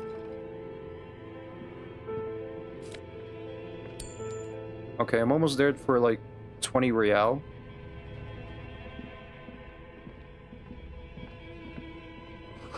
Skis with slipstream printed on the laminated top layer. What's that? Production schedule. 50 real, whoa, bro. The cube-like crisscross of filaments feels oddly fragile in your hand. Its intricate structure covered in dust. Silver tape on the side reads, production schedule. Note, this filament contains information that can be read using a radio computer.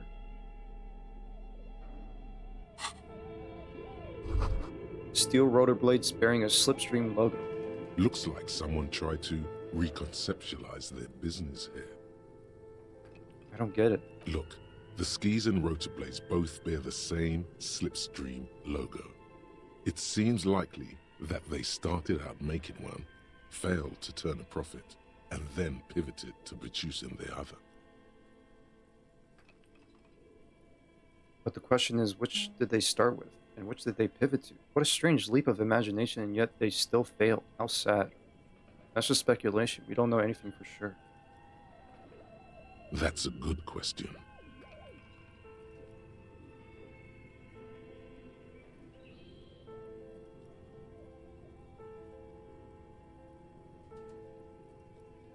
That's just speculation. We don't know anything for sure. Not quite. You do know that there's something unusual about this company's business model.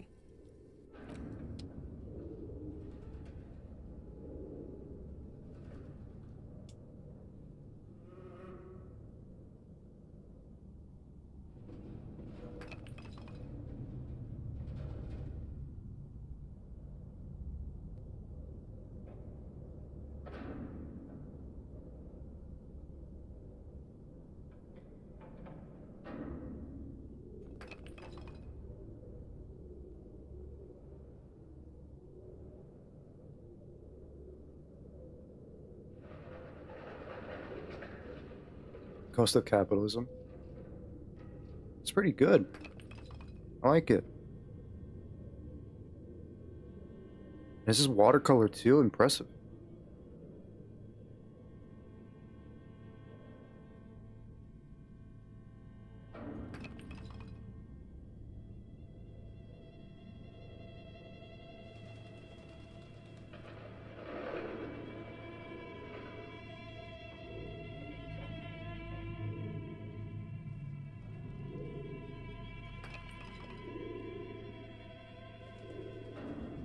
That is pretty good. Like, the more I look at it with the details I see, that's pretty good, Scout.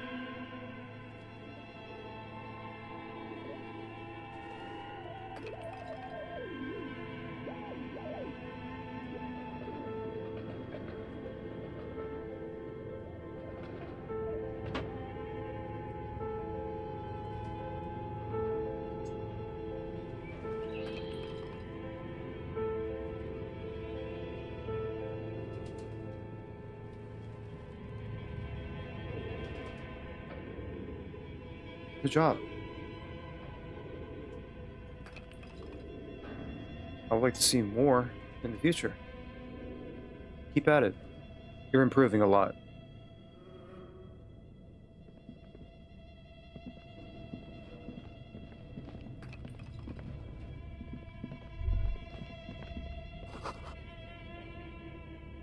But where are the clothes they used to display?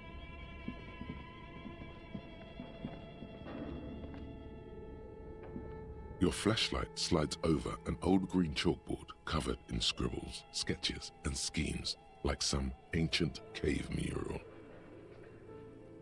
Some of the writing has faded with age, but you can still make out sections here and there. Photos and drawings have been pinned to the board.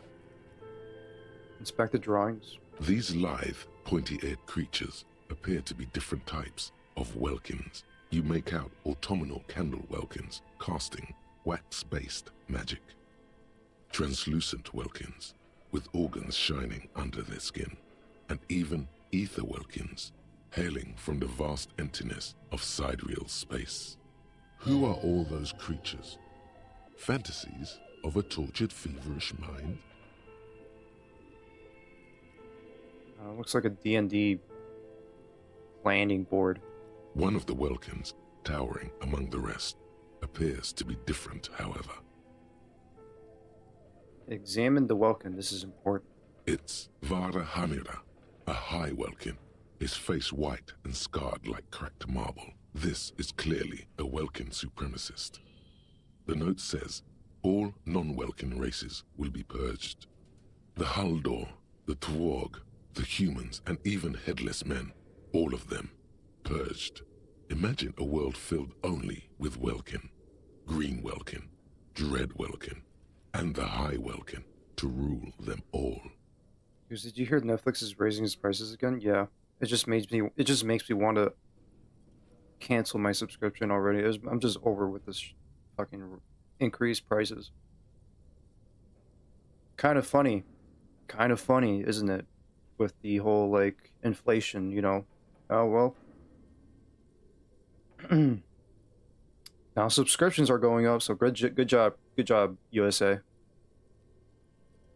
An inordinate amount of time has gone into drawing these little walking creatures.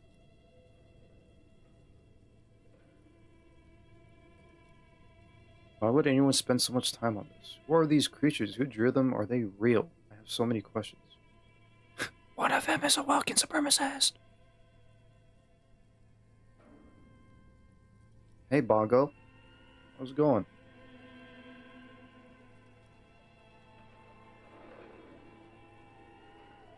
Why would anyone spend so much time on this? Some people really like building a world, I think, even if it's just for a game. This looks like concept art for a project. It's not really real. Goose is a communist hobo cop. Okay. This one of them's a walking supremacist. Mm-hmm. Political commentary. That one has a great beard, too. The lieutenant nods at the Welkin's facial hair. Well, it's been educational. Let's move on. Just look at those details. So much effort. And for what? All gone. Inspect the photos? The photo collage depicts barren, icy landscapes wrapped in perpetual night. You see permafrost and glacial landforms, dead trees grown in under the snow. Entire oceans have been frozen from shore to shore. There are pictures of settlements on dried-up riverbeds, abandoned in a storm. Animal corpses in the dark, carcasses and bones. You see primitive oil rigs built into glaciers, boreal dvorg, yurts under the snow, great mammoth-like beasts of burden. Albeit dark and cold, this vision also feels cozy in its own way, like eggnog or morphine, a much-needed respite from our own world. -3 today and still had school? Damn, that fucking sucks.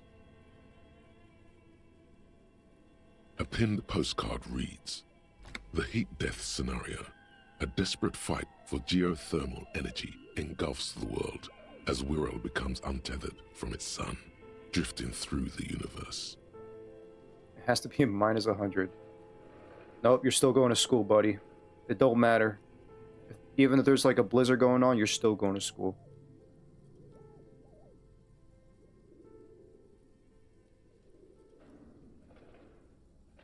Bus missed my bus because it broke down or something, so I didn't realize when it finally came. Damn. Inspect the schedule. This is a monthly calendar from the year 50. Cryptic words like sprint, daily minimi, and GPI span the marker-drawn grid, the grand scheme of production and money. Keep reading. What happened? As time goes on, the numbers in the boxes grow rarer and rarer. The board becomes an empty snowfield in the final days. Only failure and regret dwell in this region. Looks like they didn't make it. The lieutenant looks at the frigid ice field of nothingness. A note in the bottom left corner of the chalkboard says, "See the prod schedule filament for details." Oh shit, I have it. The handwriting is only partly legible, but you can still make out 3 slogans: "Call in, tune out," "Wirral untethered," and "Heat death of the universe." Heat death of the universe. Anyone has that clip of the... I forgot the Squidward meme where he says "Heat death of the universe," something like that. That's just what it just reminds me of that. It just clicks.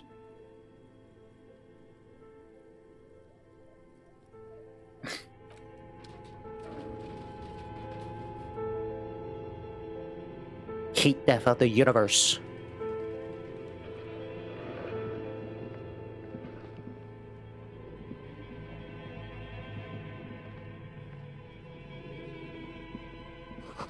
Scribbled across a notebook. Developers of the most advanced RPG in the universe. What mean, Goose? Please try to communicate using normal words. No, like, you know, Squidward and, like, you know, the SpongeBob AI, where, like, you know, Squidward, like, I don't know, he's onto some conspiracy about, like, heat death of the universe in, like, a certain date and time, and he keeps repeating that over and over again, and, like, it's so scary, and, like, oh my gosh. What are you even talking about? The meme!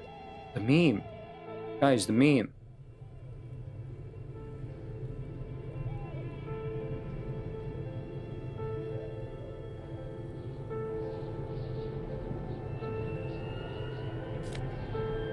Oh, take it.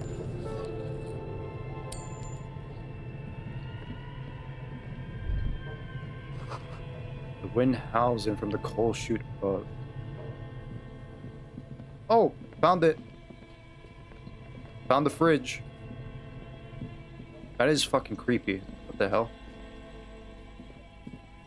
An ice cream maker defrosted and unplugged. You got it? Let me see.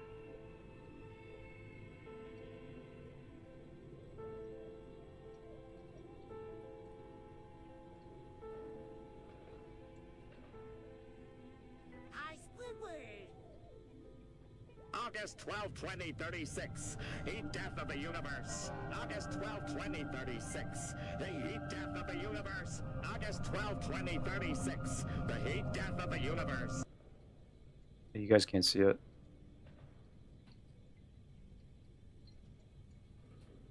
Hi, Squidward! August 12, 2036, heat death of the universe. August 12, 2036, the heat death of the universe. August 12, 2036, the heat death of the universe. Yeah, that's what I was talking about.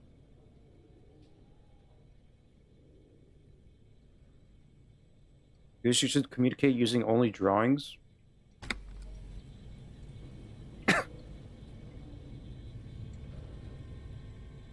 I need like I need a bunch of papers, like a bunch of like blank sheeted papers.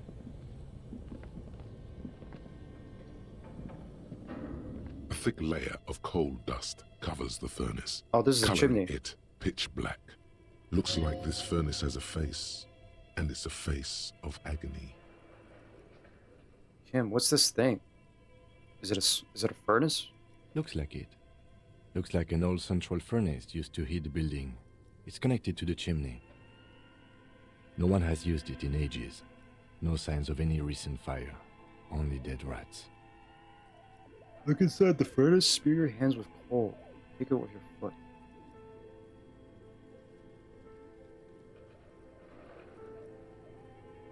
That's a nod to Sea Power, band that made the game's OST in one of their shows. They raised the polar bear statue. If you are curious, I think you're able to find it searching Sea Power Bear or something like this.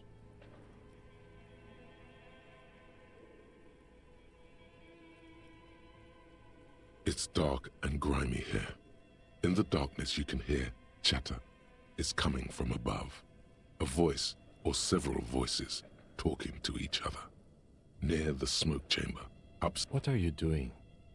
The lieutenant asks when he sees you climb halfway into the furnace. Have a good night, Scout. Thank you for watching. And again, I liked your drawing. Keep at it, dude. You love the game? Thank you. I will.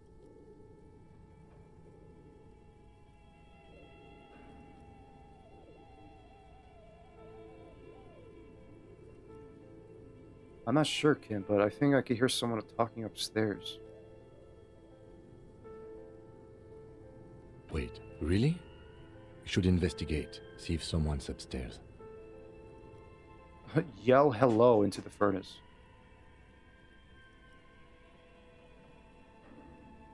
Alright, before we do that, let's finally put the body in the fridge, for fuck's sake.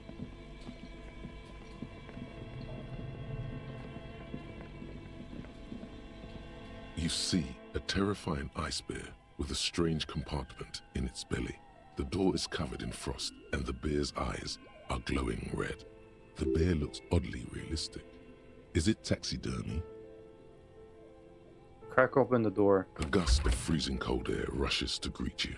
You hear a low grumble as the bear regulates itself. This is the inside of a refrigerator. The lieutenant takes a peek inside. His hand has found the holster of his gun. Look inside the refrigerator. The shelves are empty. All you see are crumpled ice cream wrappers with the brand name, Revachol Ice City. A handwritten note has been attached to the door. The fridge is huge.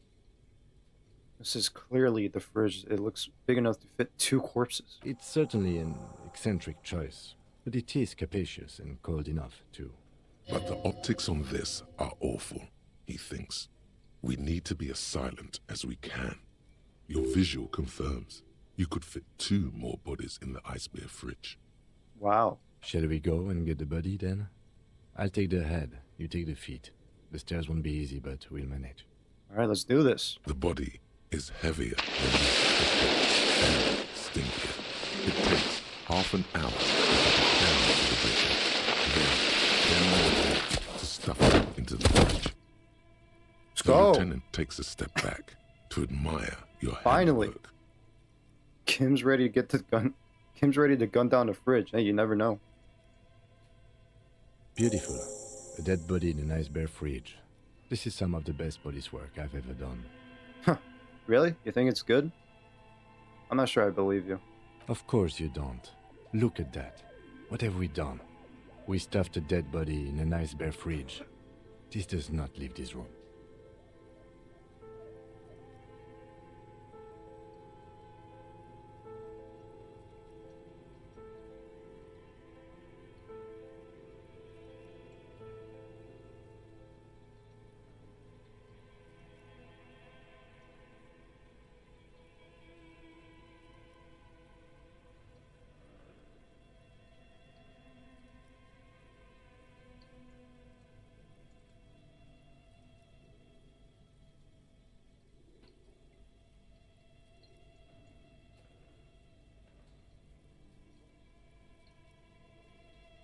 He means it. He doesn't want to be the ice bear cop. We did our best with the means of our disposal. Yeah, I'm not proud of it either, but we did find a fridge. This isn't police work, Kim. It's art. We're artists. And this was our vision.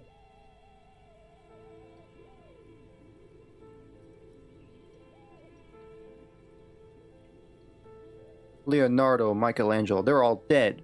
I remain. What do you mean you never know? Fridges aren't live. No, like, who knows when, like, you know, something pops out from that fridge.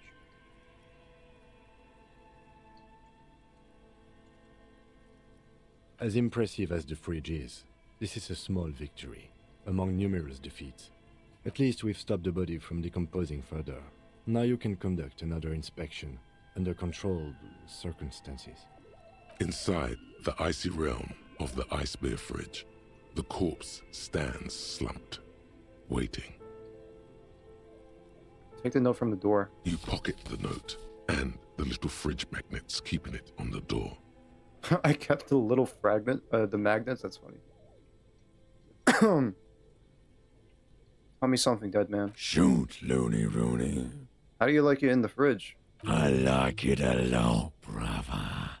This really is your finest hour. You're a genius. A regular Corporangelo. Thank you. Come back later, Corpo. I thought we decided to leave it to processing. Let's not turn this into some kind of circus. Damn it. This is turning into some sort of mega puzzle.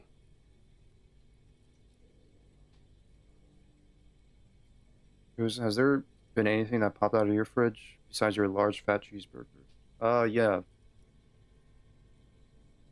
No, not really. Examine one of the ice cream wrappers in there. A friendly cartoon bear smiles back at you from a glossy cellophane wrapper. It looks nothing like the fridge, or the decomposing body in it. What is this giant bear-shaped fridge doing in an abandoned cellar in the first place? Good question. It looks like an ice cream fridge. The lieutenant reaches one of the wrappers. He stutters it in a light. So they tried to sell ice cream for this hyper carnivore? I know. What an unfortunate marketing choice. What is even worse, the bear is still costing them money to this day. The lieutenant points out the red snaky cable running from the fridge. The electricity bill must be catastrophic. On the other hand, it did help us with a certain corpse situation. Lucky us. Yeah. Indeed. Refrigerated meat is much better for coroner's work.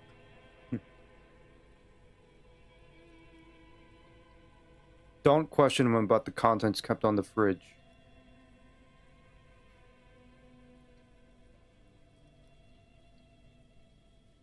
Alright, let's chance it. You touch the dead man's Fuck. body. His skin is cold, light blue and silvery in the light of the fridge. You still I lost have morale. no idea where to begin.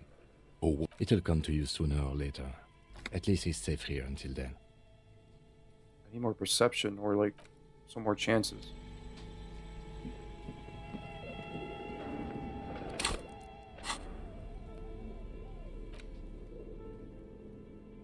Handwritten note you found from a giant ice bear fridge that still bears some marks from the fruit-shaped kitchen magnets that were used to secure it from the refrigerator door. The note is written with a blue pencil on a piece of lined office paper. The kitchen magnets have left spots on its surface. Does it say anything interesting? The lieutenant leans closer to read the crumpled note over your shoulder. This is tangential at best, but the lieutenant's detective instinct is still active. He probably has homemade mayo in there. How do you even make homemade mayo? Someone has scribbled. S. I can't believe the off-site copy is still here.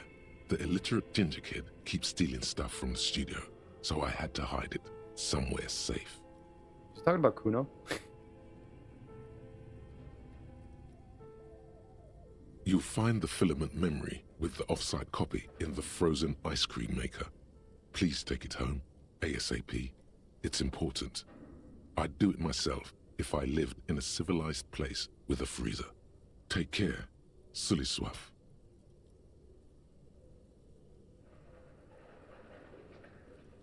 Wonder who wrote that note. Someone who owns a radio computer? My guess is as good as yours, officer. Remind me again, what's a filament memory? It belongs inside a radio computer, storing its memory. It's like a tape. You listen to disco tapes, right? It's like one of your disco tapes, only for a computer. Okay. It's like the production schedule you found. Only this one's an off-site copy. Who's the illiterate ginger kid? Really? You don't have a single guess? The lieutenant looks at you, the corner of his mouth curved into a smug grin.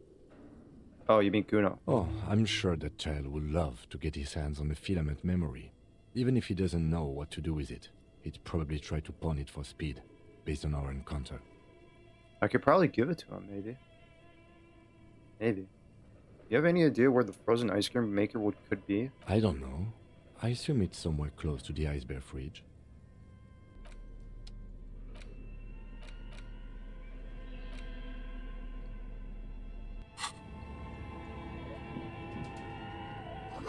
Wall collapsed. It's inaccessible now.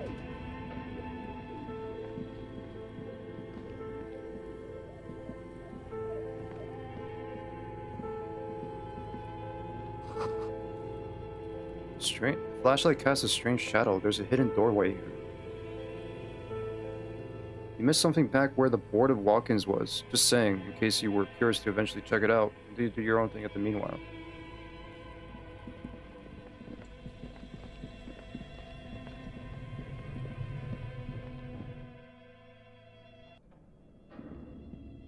I did. This old fireplace is covered in lines drawn in blue and red marker, the mesh spreading over the stone like blood vessels on alabaster skin. It looks ghostly and strangely ancient. The whole thing resembles Kadran mosaic tiles. Very pedantic. I saw Kim's pen that he gave me when I played this. I think it was Lena. Lena gave you the pen. Kim gives you a piece of white cloth. How do I know what Kedron mosaic tiles are supposed to look like? History classes, students with their textbooks open, studying the roots of our civilization. Those aquarelle blue tiles looked beautiful in the sun. What am I looking at? Radio frequencies, it seems. UKV 123.6, UKV 123.7, UKV 123.9. Some written notes, too. Sparse and cryptic. Radio frequencies for what? Unclear. It looks like a cardiovascular system split into veins and capillaries. Very advanced. So we're dealing with something medical here? Must be an elaborate piece of art. Of course. The anatomy of the curse. You think so? The web is comprised of radio stations, all lead back to one red heart, titled The Game Master Frequency. A note says, this one can listen in on any station it wants. They must have had massive airwidth. These things don't come cheap. Wait, who's the Game Master? Someone very important. The leader of a massive on-air game built by these people. A conductor for the hundreds of story threads that pass through the Game Master's frequency. If it's a game, then who's playing? Whoever decides to call in to a call-in station, it looks like. All of this is gone, left unrealized. There's no way a little basement studio working here could pull anything like this off. My God. It's as if the less money they had, the more ambitious their project became. Yeah. Mm-hmm. The cost of airwidth alone must have been huge. Exactly. This schedule, I know doom when I see it. The company was running out of funding. What else? Nothing. It's just lines on marble. An echo from times long gone. No one has used the fireplace in ages.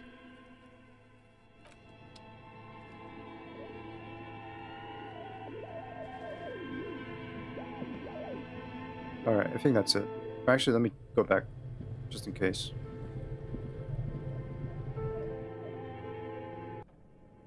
See if I missed anything.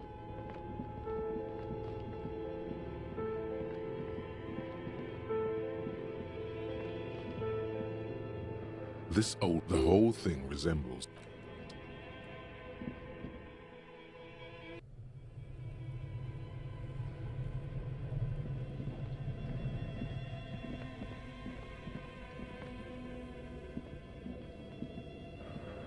Yes?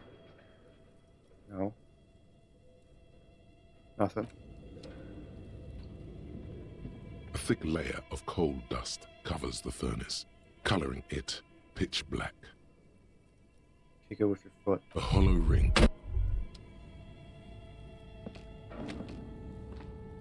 You feel something in your chest, an unnatural pressure. It's spreading to your left arm, your jaw. Yeah, there's the cops up. Bro, are you serious? No way. No fucking way. Oh my god. Okay. I didn't fucking save either. I'm going to sleep. I'm going to sleep. I'm done.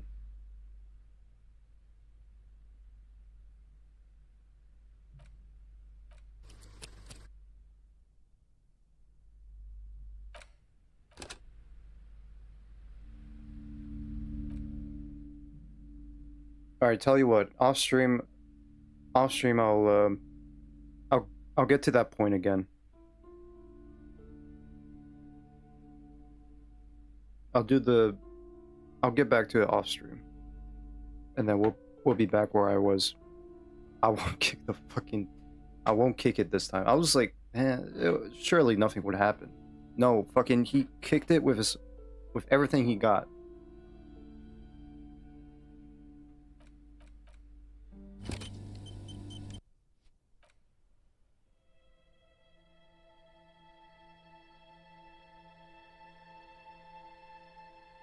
Making an upgrade to endurance? Maybe, sure.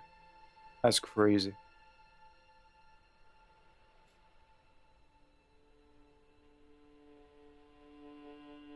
Polyhedrons by I don't polyhedrons by sea power. I would end the playthrough and that's fine.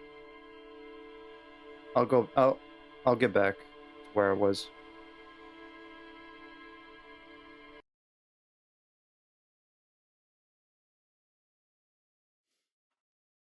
Okay, let me pull up the song.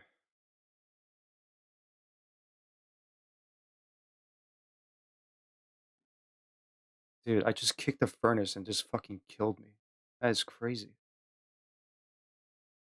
I am really that fragile.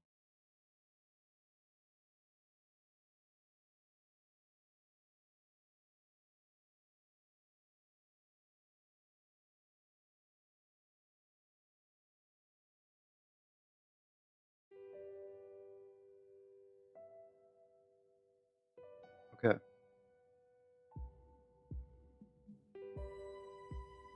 Okay, that'll be it for tonight. I'll see you guys probably tomorrow. We'll see. I'm not so sure. But I'll let you guys know, of course, if I'll be on tomorrow or not. Until then, thank you for watching. Thank you everyone that tuned in. I hope you had a great rest of your night or day or whatever. But yeah. I'm gonna get some sleep now. Gotta wake up early, then watch the snowfall. Don't give us that you're not sure bullshit. I mean, I'm not sure. I mean, if I feel like it, if I feel like streaming, then I'll feel like, I mean, who knows, maybe I'll feel like taking a day off, or maybe I feel like, okay, yeah, sure, I'll stream. But yeah. Alright. Until then, take care, stay safe, have a good night, and see you soon. Alright. As always, peace and love. Good night, good night, good night.